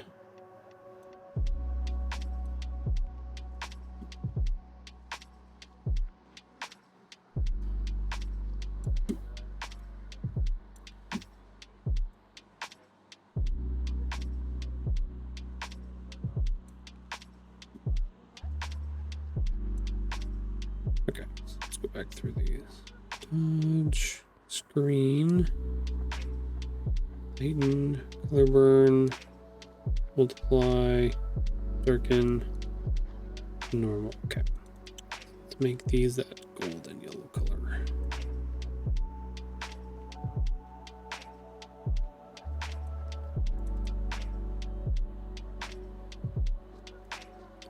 Okay, cool. Don't want darken, don't multiply, lighten, no, screen, no, color dodge, no, overlay, soft light, hard light. Ooh, ooh. Illumination, no. Let's go back to normal for now. We'll drop this a little bit here.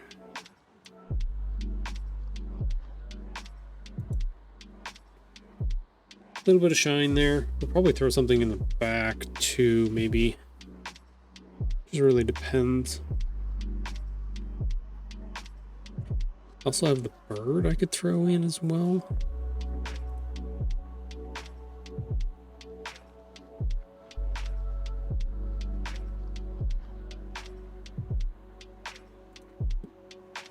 Let's do a new layer.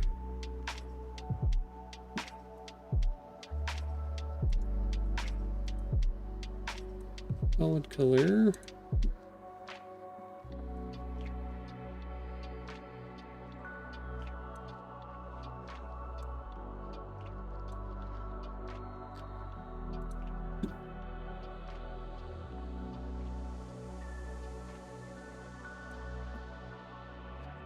Let's see. Let's cut it off right here. Cut. Sweet. Okay, so if we want to do the colors like we have on our rainbow here in the back of our sample, let's go ahead and do, screw it, let's just pick our colors. What we're going to do is we're going to copy, we're going to paste in front of, and then we're actually going to go up to Object, Transform, Scale. It should bring up this menu here, and it says like uniform, non-uniform, horizontal, vertical, 100%. Since that's highlighted already, I should be able to just scroll with my mouse here, and it scrolls with it. Actually makes it smaller. So let's go down to like 75%. Let's take, pick this color. Set it down here. It's gonna make a little bit of a difference. No, I kind of like that. Okay, so we're gonna do the same thing. Copy, paste in front of. Go ahead and grab our color. Just grab that green. We're gonna do the same thing. We're gonna do object, transform, scale, and since we already have 75% picked, it's gonna do the same thing again. Let's go ahead and leave that as is. We'll put it down on the line. Okay, not bad. I think I want to make it a little bit bigger though, so we're just going to keep playing with that scale. We're going to put it back up to 100%. We're going to go a little bit bigger. Let's go up to 115. Let's go 115. Then we'll pick the orange one. Same thing. Probably do 110 on that just to see what it looks like. Yeah, something like that. That's not too bad.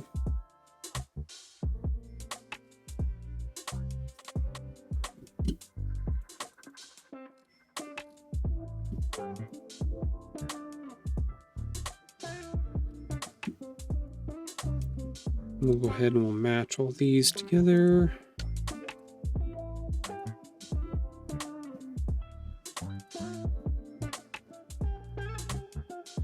Yeah, not too bad. Kind of like that. And then what I'll do is we've got a little cutout here for the rainbow as well. So do the same thing, copy, paste in front of, scale down. Let's go to 75, because that seems to be our commonality here.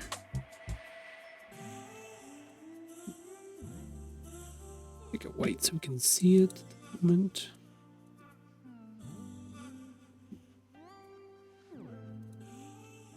Okay, cool. So we can copy. What we're going to do is we're going to erase it out of there, paste it again, get rid of that one, paste it there again, take this one, do the same thing. We're gonna take both of these, send them to the back. There we go. Then we got a cutout. Bam. Now, if we wanted to, we could take this whole thing, we can squash it down a little bit. Yeah, there we go. Highlighting it a little bit differently than it was highlighted in this, the way this was set up. As much as I like using Canva for like putting together ideas, when I want to go through and build my own, I have way more options to manipulate things and change things and set them up the way I want them to be set up, which is cool. This is why you do it. Okay, let's go here. Let's go ahead and save this real quick. And then we are coming up on an ad break here in about a minute in 5 seconds. So about a minute here. Let's check in on our assistant outside to see what she's up to. She's out there. She's not. I wonder where she's at. So let's pause here for the moment, and then we'll take that break, run some ads, and then when we come back, we'll keep working on this, see if we can finish this. Maybe work on one other square piece of artwork that I might want to put together for an art show, or 4x4 art show. We'll see. I got lots of stuff to work on this week. So, but stick around. We'll be back in a few minutes.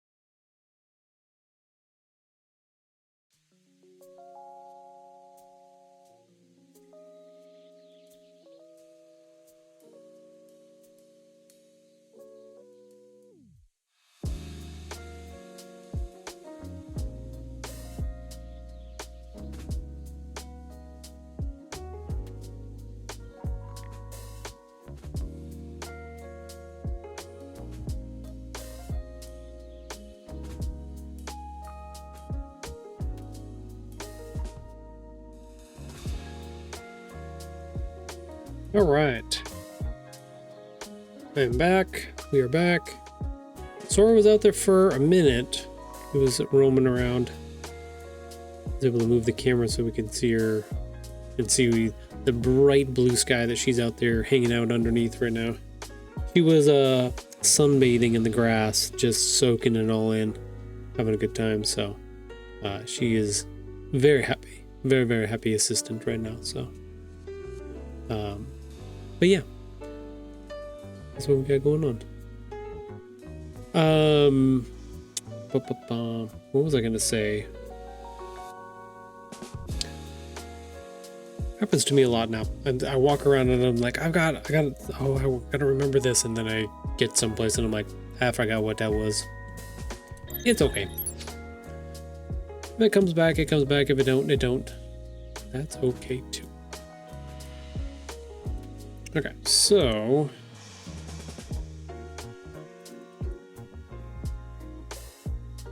I see a very faint line down here.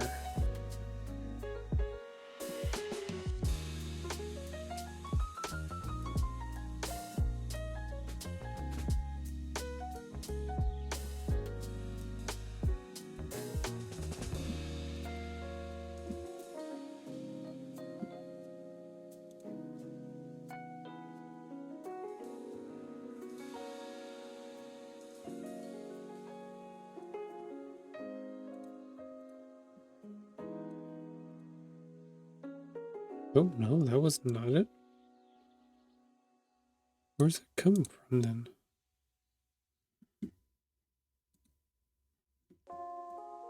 The bright orange one?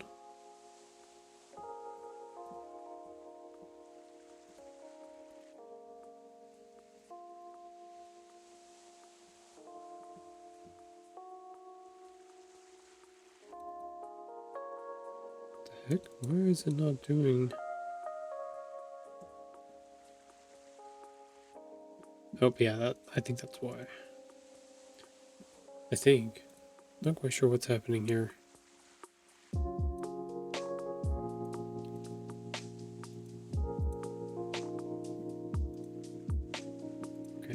what the heck is happening? Okay, so that did cut it. Okay, so...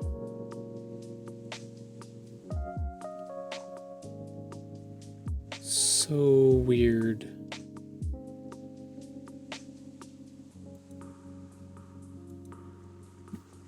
Huh.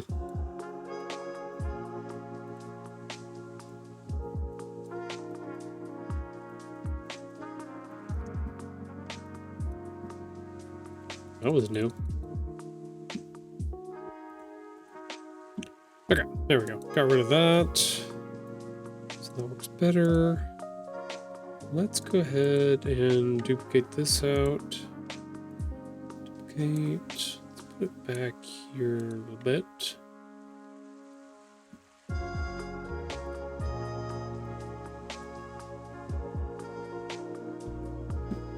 But let's make it.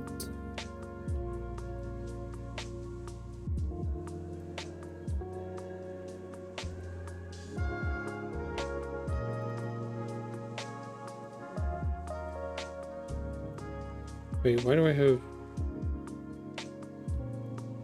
The heck? Oh, there was a color underneath.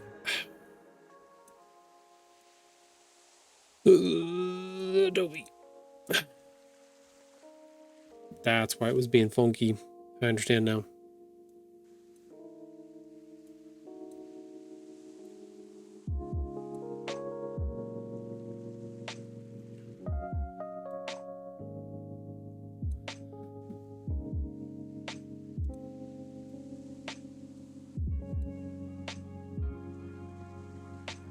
Okay. Do that. Let's take these and actually make these a little bit smaller.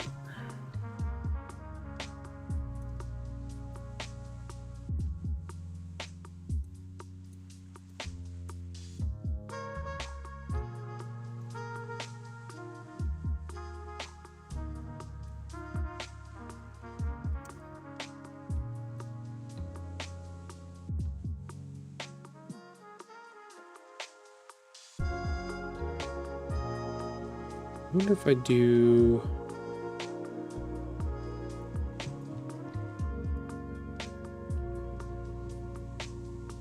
do a pattern of these. So I only need these two. Okay. Let's go ahead and combine that. One's already combined. Copy, paste.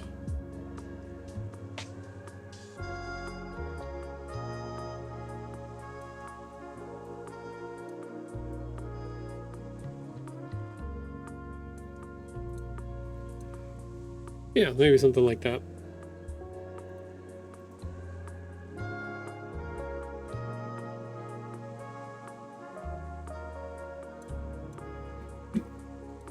So it'll look like that in the trim view. Yeah, I kind of like that. Cool.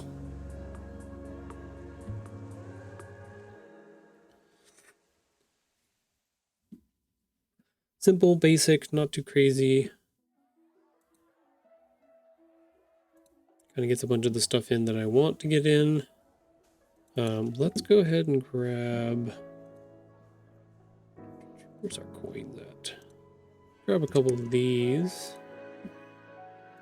Down here.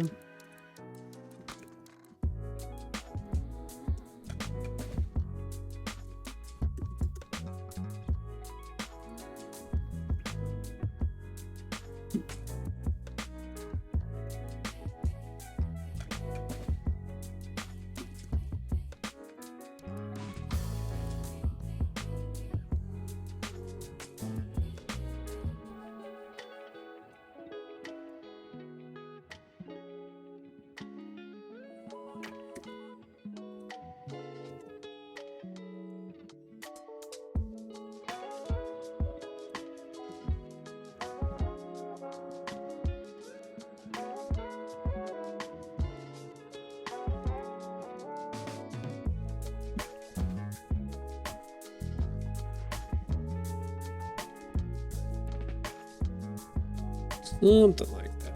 Something.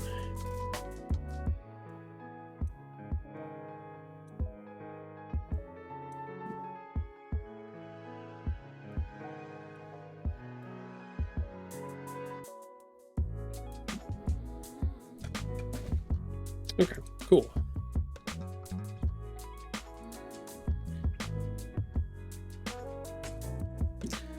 I wonder if I should put that shadow behind everything.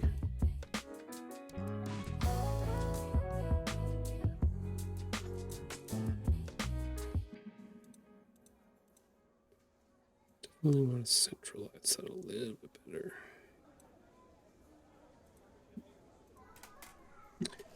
Let's bring that back to the front.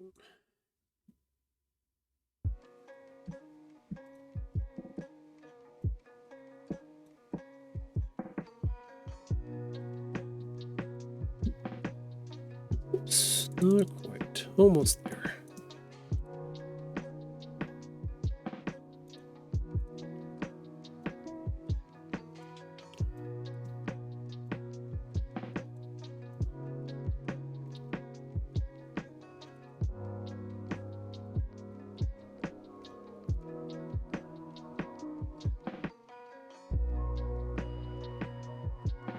Yeah, something like that. I'm trying to decide if I want to put some kind of floor or something in there.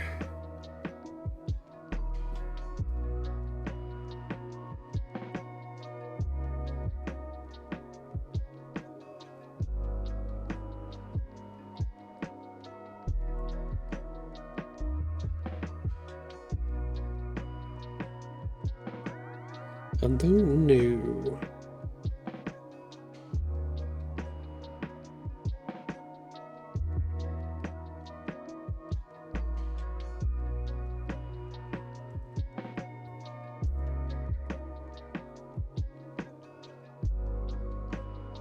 Put the birds around here as well.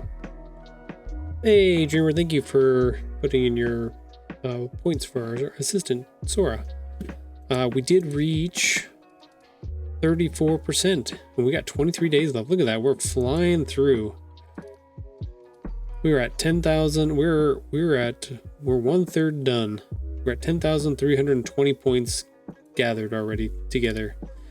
So we're making good room, good pace on the getting a treat for Sora this time.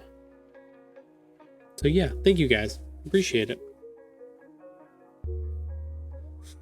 Okay, so we need to get this details out on this guy.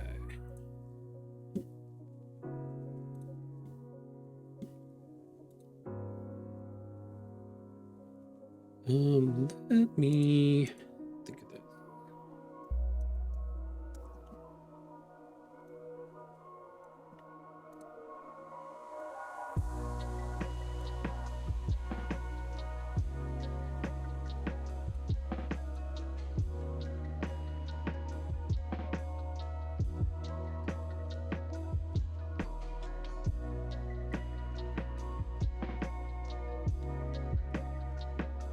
Sorry, everybody, I got a bunch of junk in my eyes.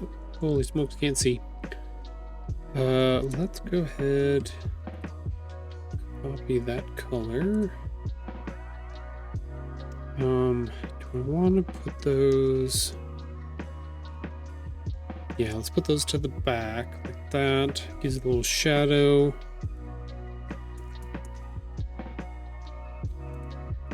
Do one more of these. We'll have to copy and paste that. Maybe cut those two out of each other.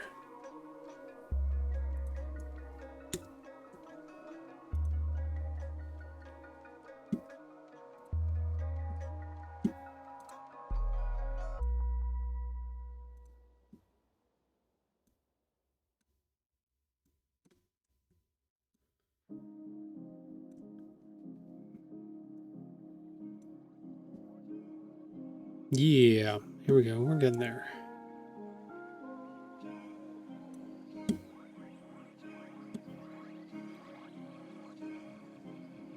Oh.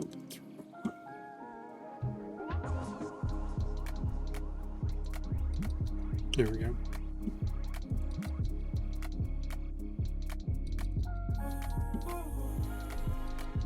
So the question is, do I want to do what type of edge do I want to do here?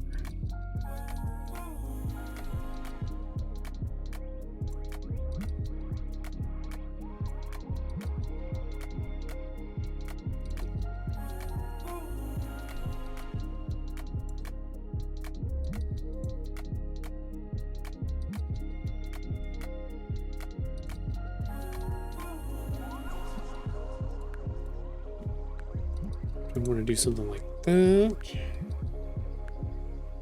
I want to do like a bubble style one.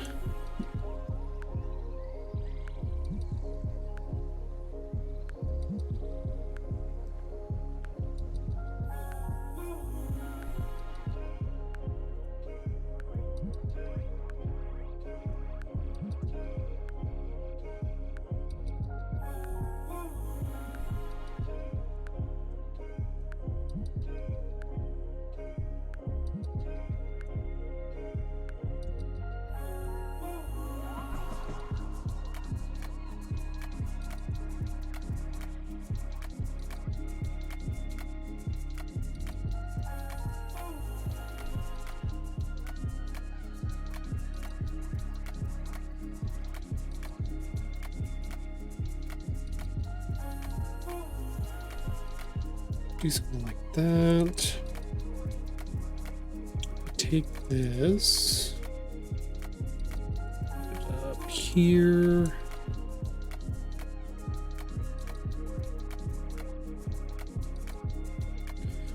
And put it behind that. It looks like they're kind of semi-connected to each other.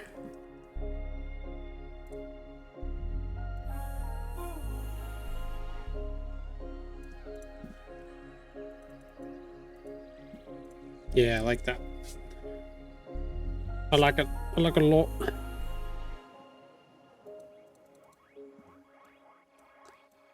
But we need to do...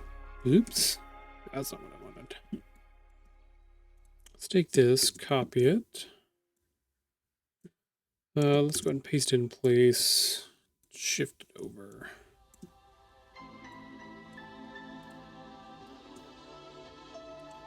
Let's rotate it, reflect, bam. But let's make it that color.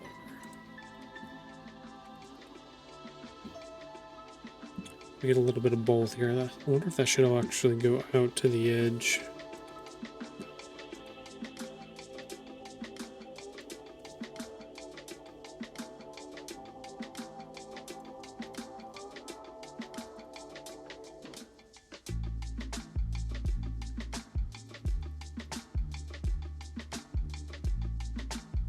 Yeah, let's go ahead and copy, paste that. And then we'll take this and we'll actually divide it. Ungroup this, get rid of this.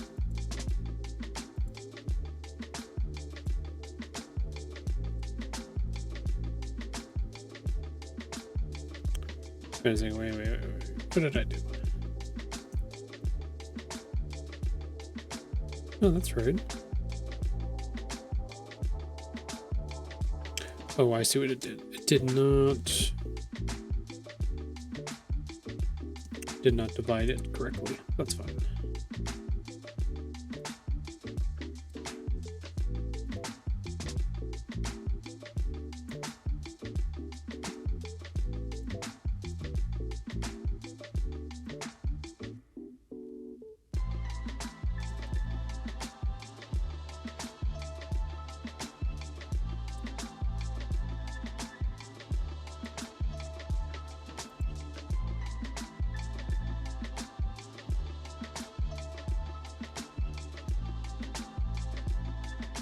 Do, do, do.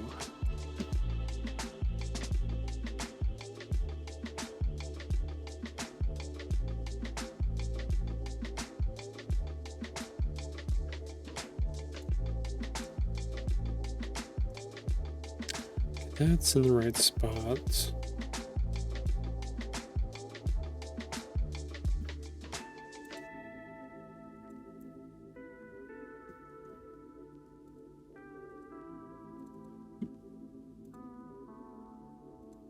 Aha, I realized I was deleting the wrong thing.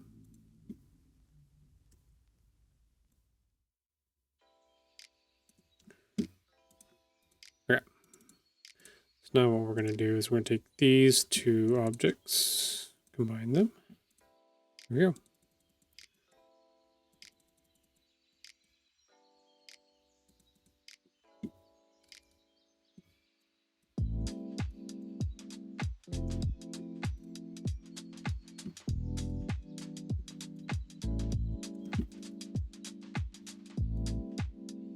There we go. I cut off for some reason.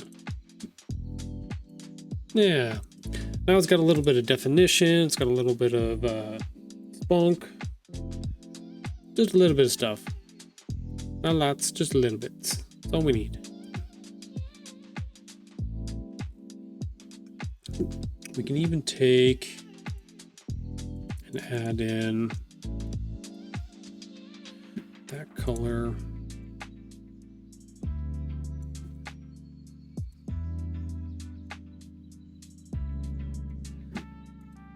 And we can add in a few like little dings, nicks and scratches.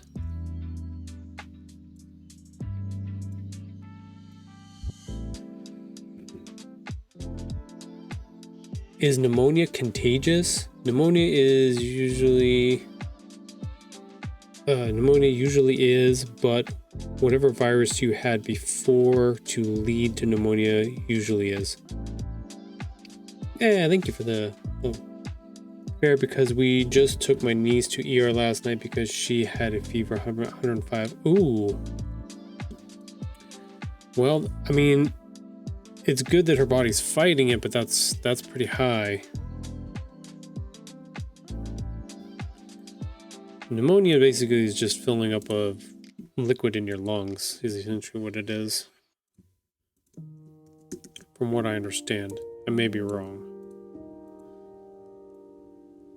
It might be one version of it.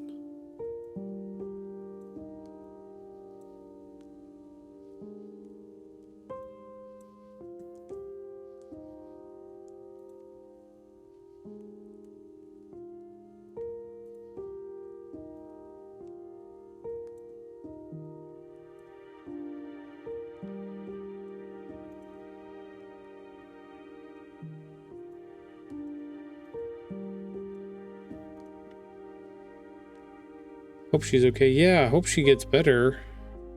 Pneumonia is not one of those ones that you want to mess with too much. Like, that's one of the more serious ones.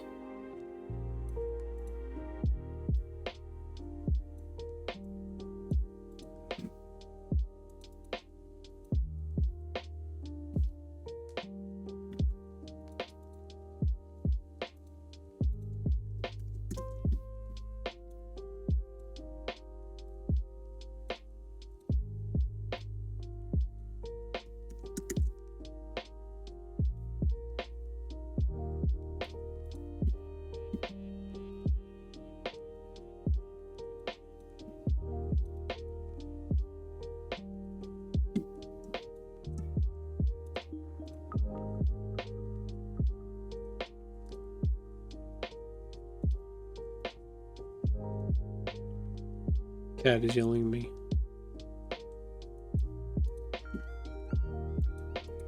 She slept through the night, but mom and sister were thinking of taking her out for a chiropractor visit like an hour away, and I'm like crazies. I was on bed rest for a month when I had it. Yeah, it's lost 30 pounds from the month I was sick with it. Did you have pneumonia, or did you have the norovirus thing that's going around?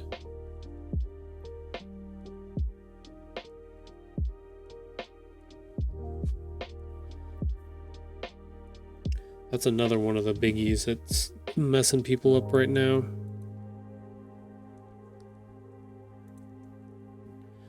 Oh no, I had pneumonia, just straight pneumonia. I thought that was a separate thing that you could get once you, I think the dreamer was saying that it's a different you basically get, I don't even know. I'm gonna look it up because I have internet.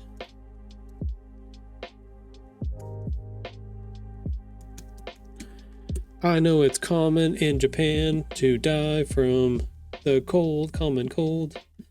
Pneumonia is an infection that inflames the air sacs in one or both lungs, which may fill with fluid or pus, leading to symptoms such as cough, fever, chills, difficulty breathing. It can be caused by various organisms, including bacteria, viruses, and fungi. Yeah, that's what I'm saying. It's like pneumonia is not one you want to mess with too much. Like you want to spend as much time trying to get better from it because the liquid and stuff in your lungs is no bueno. No, no, no bueno. Don't sleep on that symptom. She should probably. I wonder, do they have antibiotics for it? Probably some.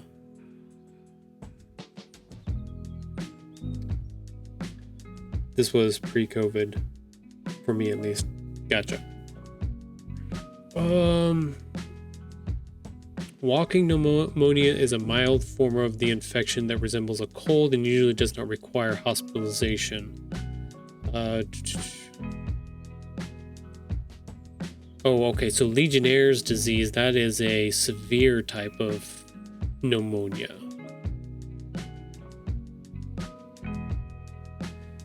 Which can be contracted by inhaling contaminated water or soil.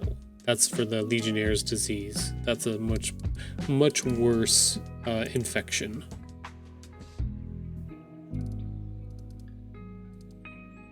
I know, so my dad, after he basically had long form COVID, but he had pneumonia during that time while he had COVID, and it fucked him up. Like, he's still working on trying to get his air capacity and lungs. Like, there was a bunch of stuff that happened to his heart and stuff like that during that time that it took a toll on him for sure. But that pneumonia was kicking his ass so bad because he was just constantly trying to kick out all of the liquids that were in his lungs. He did not have fun during that time.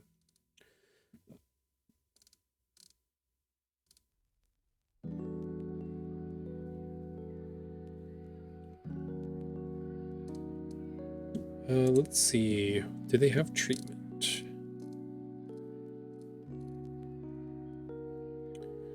Well, that gave me no information. That was a terrible website. But yes, Patch, we know.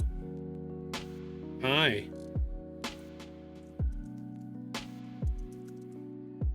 Oh, my animals are yelling at me today. Treatment for pneumonia typically involves antibiotics for bacterial infections, antiviral medication for viral pneumonia. Okay, so there's several different types of pneumonia too.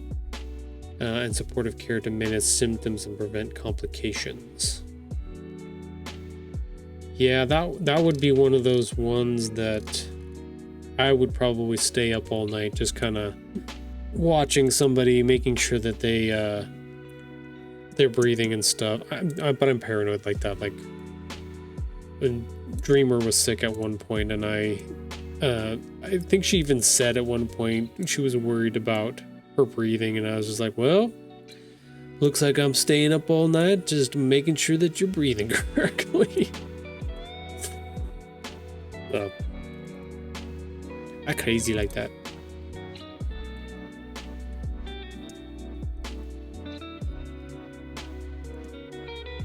At the end, they shot her up with something to give the antibiotics a boost. Probably a... Oh, god damn it. I know what it is, but it's in my head. Not adrenaline. It's a steroid, probably. Steroid to help kick it into full effect. Not a bad thing. Not a bad thing. Thank you, baby. Yeah, steroids. Gotta get them steroids.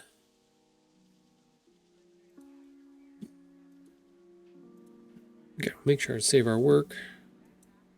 Yeah, this time we're not gonna... We could go back and add the Happy St. Patrick's Day later for the different setup on this, but yeah, I'm liking what we've got going on right here so far. Helps open up the lungs, yeah, because you want to get air and you want to get the liquid out, you want to get fresh air into those lungs to help kill that bacteria and the virus. It's not good to let them stay in there for long periods of time.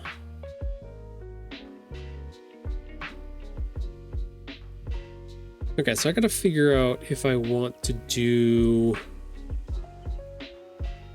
I feel like I've got a little bit of space down here at the bottom that I might want to put something in just to give it a little extra something. Finish it off here. Because that's what it'll look like so far, but I could put some of the... I've got grass made. I could put some grass in, maybe? It really depends on if I want to ground part of this or not.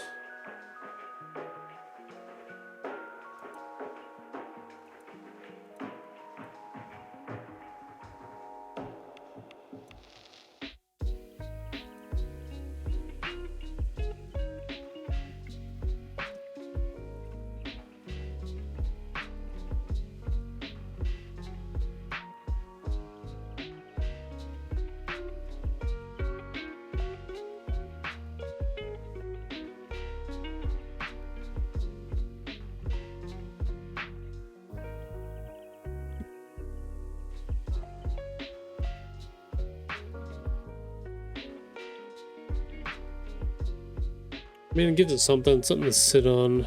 Definitely probably would move a bunch of this stuff around.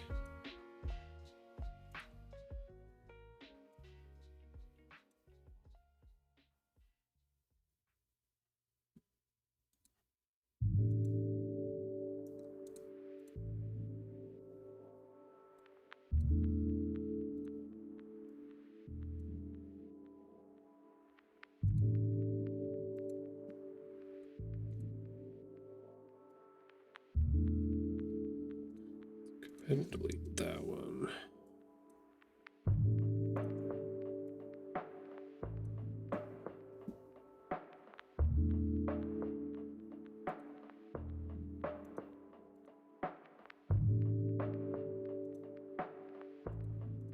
I mean, I can do something like that, kind of really give it a little something here. Get rid of this one.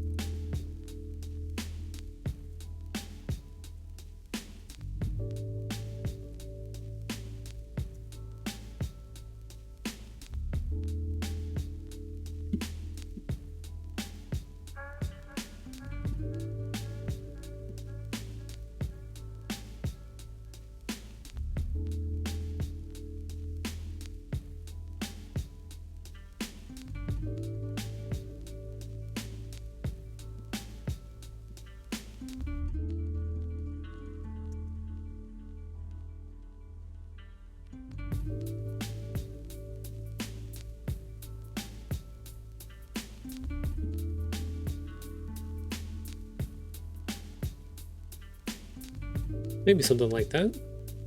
Not sure. I like it.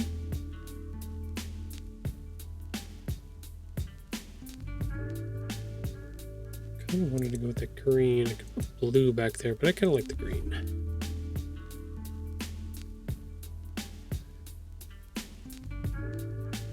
Yeah, I think the little grass worked out pretty good there. Gives it something a little bit more to look at there. That...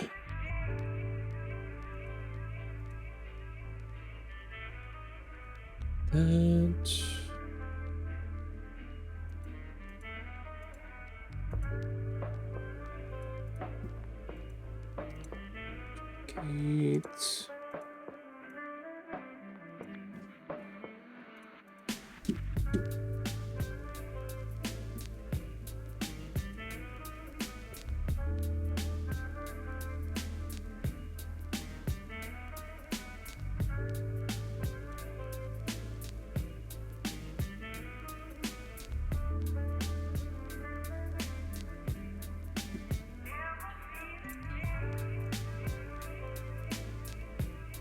It depends. What thing do I want to stand out here? We're at 100%.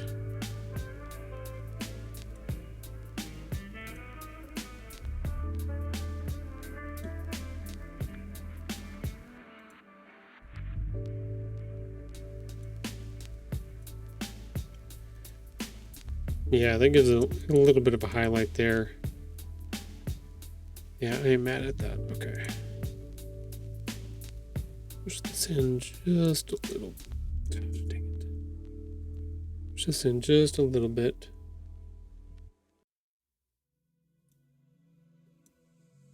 Pull this up just a little bit more. There we go. Celebrate a little bit of our Irish heritage here.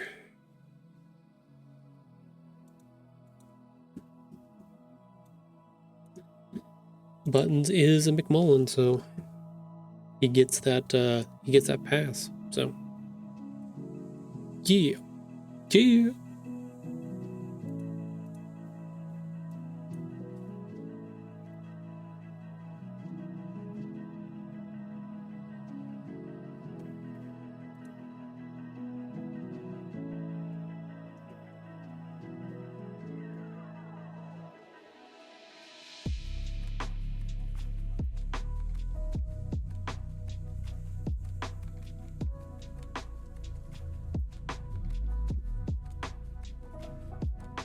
Let's go there.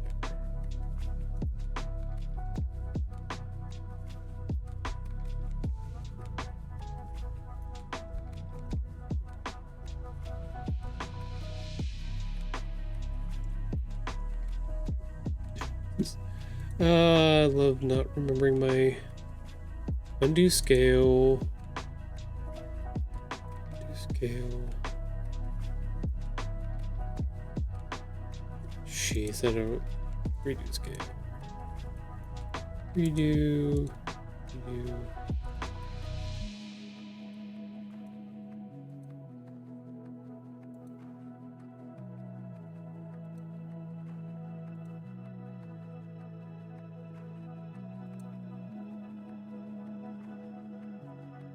I don't know what I did. I pressed the button and it disappeared where I didn't want it to.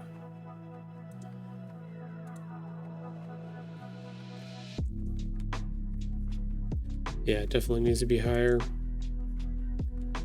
Maybe not all the way higher, but definitely higher. Okay, cool. I want to... Nope, that's right. Where our shadow's at.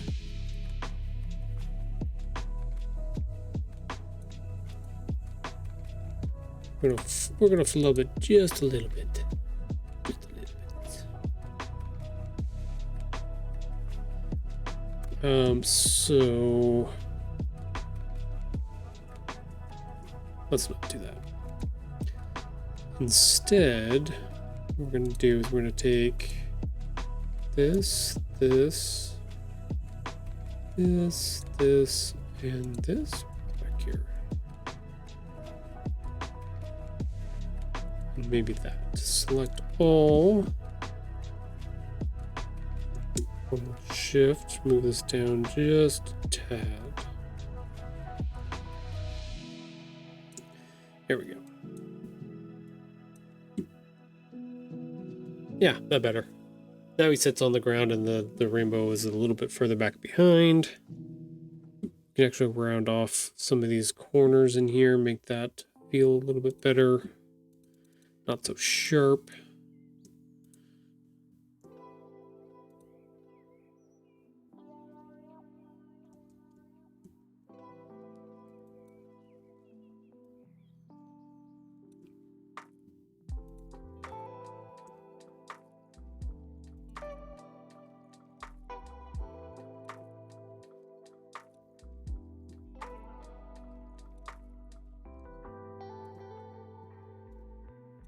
Go.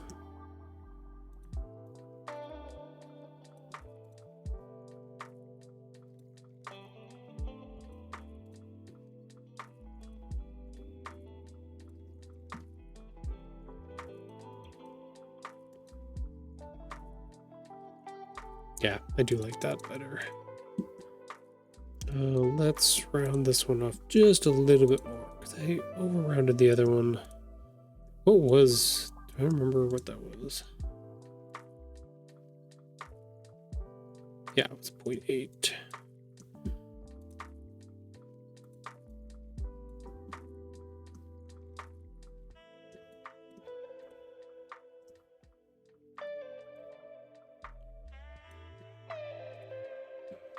Sweet, and then we can do this one. I'll have to do one on that one because that's at the very end.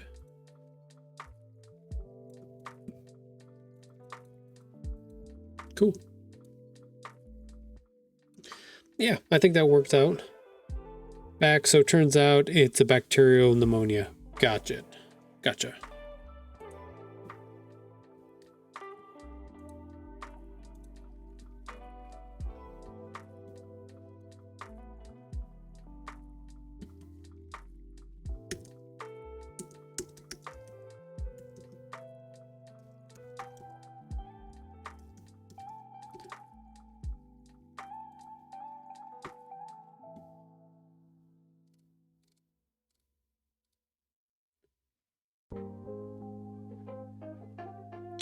Yep, looks like the most common bacterial cause is streptococcus, but other bacteria like Haemophilus, influenza, Staphylococcus. These are words I don't understand. I don't know how to say. So there's a bunch of different bacterial infections. Bacteria can enter the lungs through inhalation of respiratory droplets or via the bloodstream from other infected areas. So yeah, there's a possibility that it can be transmitted. So I know, big words. They're above my pay grade, so I just play a doctor on TV. I'm not a real doctor. I'm sorry. I know it's breaking the immersion, but I just play one on TV. One I got was strep and the flu. Yeah. I know that one because our kids had, or no, I don't know if Dreamer's still in here or not. Let me double check. Oh yeah, Dreamer's still in here. I thought one of our kids had, no, they didn't have pneumonia though. But I know the streptococcus. I've heard that somewhere. Maybe they gave him a shot for it or something at some point. Who knows? Risk factors: weakened immune system, chronic lung or heart condition. Not fun for sure. Could need medical examination, chest X-rays, blood test, all kinds of different stuff. Yeah, they don't have any real treatment for it. So it says treatments here are basically non-steroidal anti-inflammatories. So your Tylenol, ibuprofen, you can swap back and forth between those two. But just lots of oxygen, fluids, rest. That's it.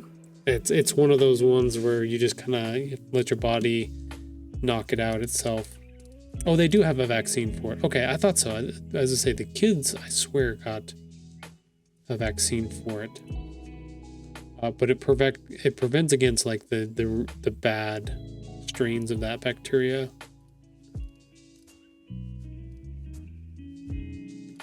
That's the funny thing about health and stuff like that. There are some forms of bacteria, viruses, and stuff like that your body can fight. And then there are some that just like, nope. You do need those. You need meds and whatever helpful preventative stuff that you can get from the doctors to hopefully help kick the part of that. But it is definitely an interesting one here. Hey, Coffee Kindred. Thanks for coming in here. I see you liked my post on Blue Sky, and you're in here hanging out. Thanks for coming by. I think I'm just about done with this one. Pretty sure. just putting together a little graphic here for our Kidlit Thursday post that we're going to do. And we're going to put out there. So let's go ahead. We don't need any of this anymore. Let's go ahead and export this out. I did that wrong again. Actually, you know what? That should be fine. It should.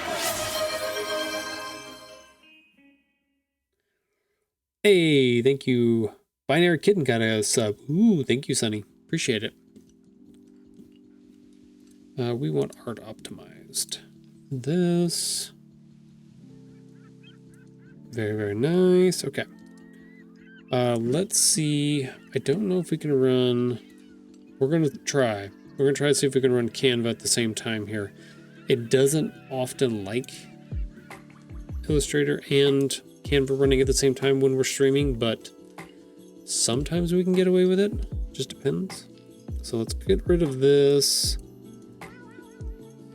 Let me put together where it is. There it is, Canva. Okay, there we go.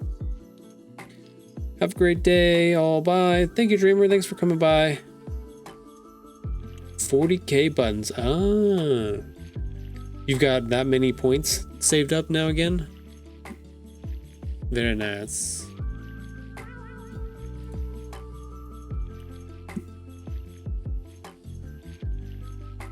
Okay, so let's get that put in there. Yeah. That looks pretty good. This is what our little post is going to look like. Actually, let's go ahead and make some modifications here too. Let's see what we can do. Oh, we can change the color? Nah, we changed the color. Yeah. Oh, that's wrong. That's bad. Oh, that's bad. We did bad things there. Could we do this one darker green? Lighter green. Okay, let's do that for funsies. Actually, I think we can enhance that a little bit here. Yeah, just a little bit. We'll bump the tint a little bit. We can also juice the vibrance a little bit as well, but we're gonna. What do I want to do? I want to do saturation. I want to mute it a little bit to get it closer to kind of what our grass color looks like. I don't know if that's a possibility, but oh yeah, we're getting there. Hue and saturation. Yeah, pretty dang close. I'm pretty happy with that. So, like, that'll be our Kidlit Thursday post that we're going to put out there. Quick little illustration. Not too bad. I can abuse all the polls with these buttons now. Oh no. I have to watch out. Be careful of all the polls. Could be dangerous. Cool. That'll work. That'll be really good. So we can I did want to stop. We've got about, where's our timer at? We got about 10 minutes left here in our stream for the day. On Friday, we went through Ingram Spark and we started to set up our title for book number 3, Buttons and the Box Party Surprise. Part of my Stitch Tales series. You can see it over in the right-hand corner in the video there. It comes and goes. Anyways, so we started that on Friday. We got a lot of the stuff put together, information and things like that on there. But there was a few things that we needed to do that was left. One of which was to put in the date that the book was going to come out, which I was not quite ready to share on stream yet. So luckily, that's when our stream ended on Friday, so I was able to not give away that super exciting piece of information. But then over the weekend, I sat down because I was like, I want to make sure that I have enough time to order a sample copy of my book I'll go ahead and I'll put that data in.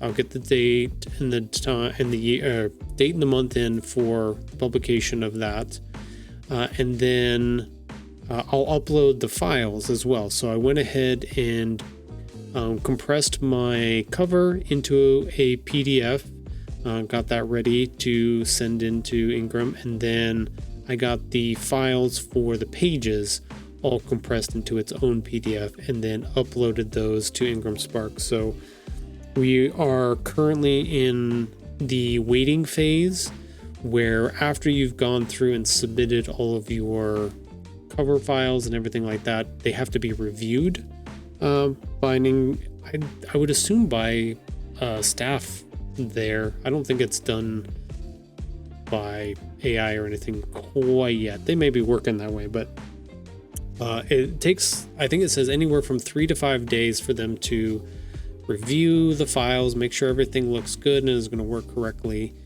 And then they will send out an email when they're ready. So they'll either let you know that, hey, something's wrong, or B, hey, you have to go through, everything looks great. Go look at our proof that we're going to send you, our little sample. I don't remember what it's called exactly. Where is it at?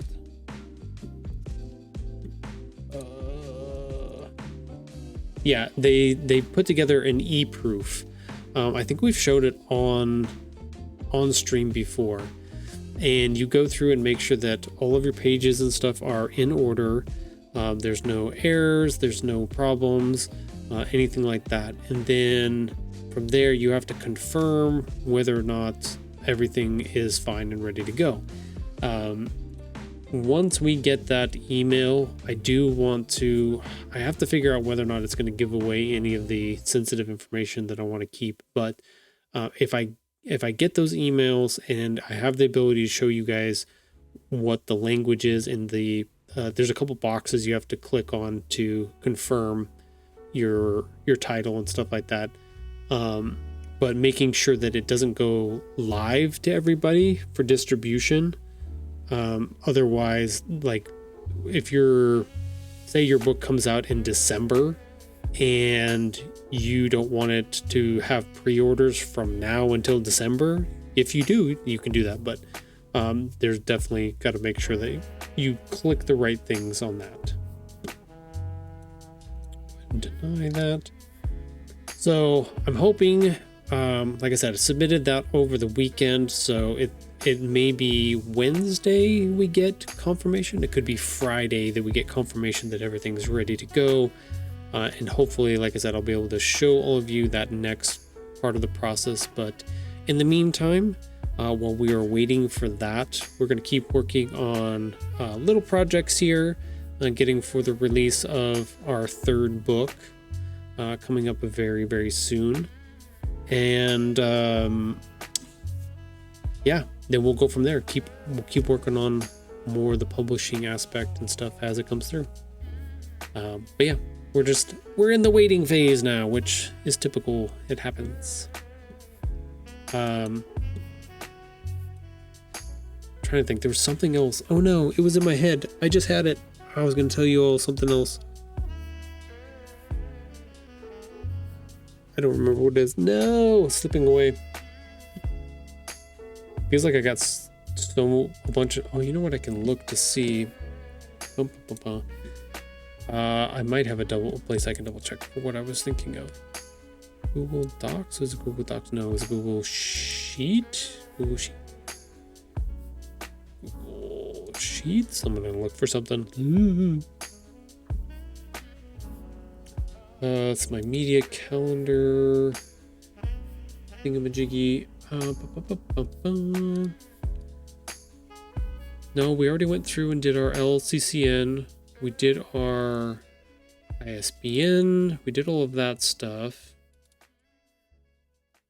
Okay, so this was of no help. That's not what I was looking for. Oh no.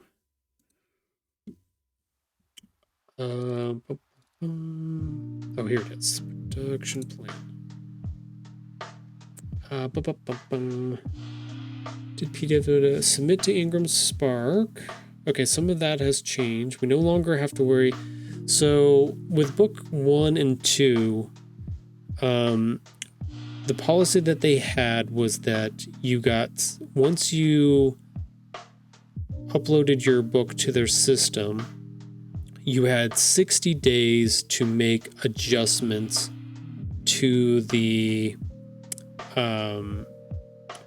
files.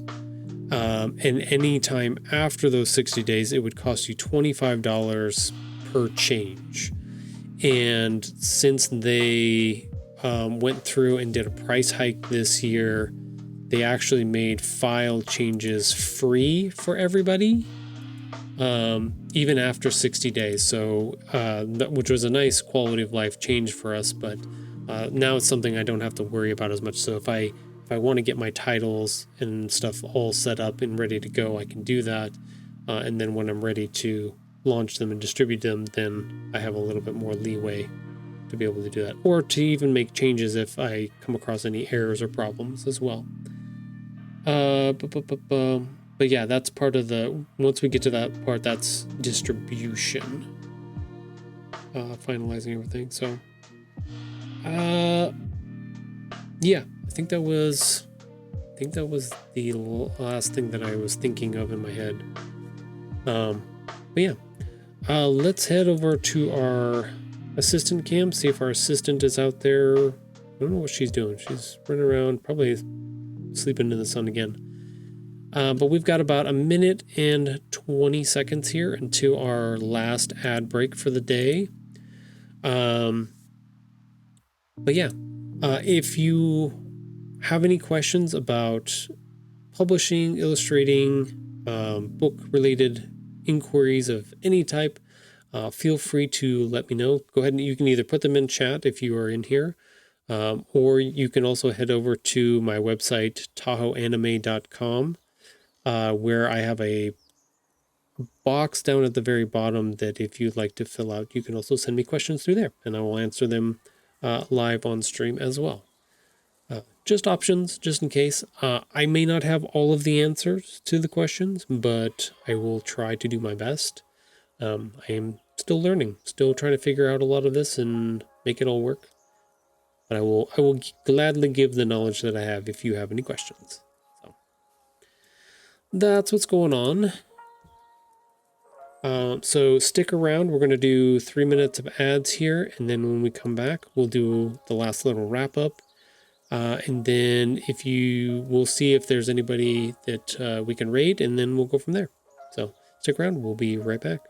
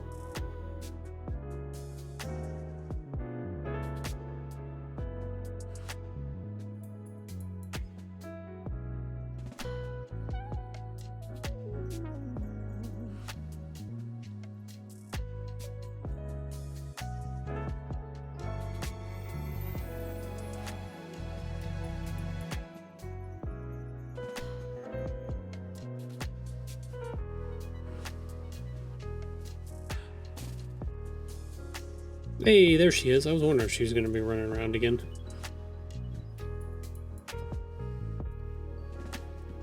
Back and forth, sun and shade, sun and shade.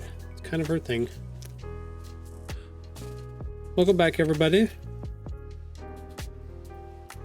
Let's see. Who do we got in here? Looks like we're back down to 1. Thank you, Sunny, for hanging out with us. I appreciate it. Yeah. Let's go through, make sure we catch everybody here. Thank you, Ghost Guy. Thank you, Dreamer. Thank you, Sunny. Thank you for coming by and hanging out for a little bit. I know we had one other person in here watching for a minute. But they didn't stick around. They didn't say hi. So, that's okay. Thank you guys for coming by and hanging out with me for the afternoon here, or for the morning time. I will be back on Wednesday to keep working on some more projects. I've got social media posts to put together because I've got some blood work to go get drawn on Thursday, so I got to get that done. I got to spend tomorrow and Wednesday hopefully getting that all wrapped up. And then we should be able to, like I said, hopefully we get our confirmation from Ingram about our 3rd book, and then we will go from there. Kind of the plan, kind of the idea. Like I said, a little bit in the waiting phase, but we're right there. We're almost at the finish line, so we got this. Yeah, I already went through about questions. People can always email, or not email, but yeah, contact me. You can also throw, if you have me up on social media on Instagram or Blue Sky or anyone like that, if you have questions, you can also ask me those questions on there as well. But yeah, hope you have a wonderful rest of your week. Sunny, don't work too hard. Definitely make sure and take care of your niece there. She's gonna need some extra love for sure. But yeah. Have a good rest of your week, and I'll see you guys all on Wednesday. Bye, everybody.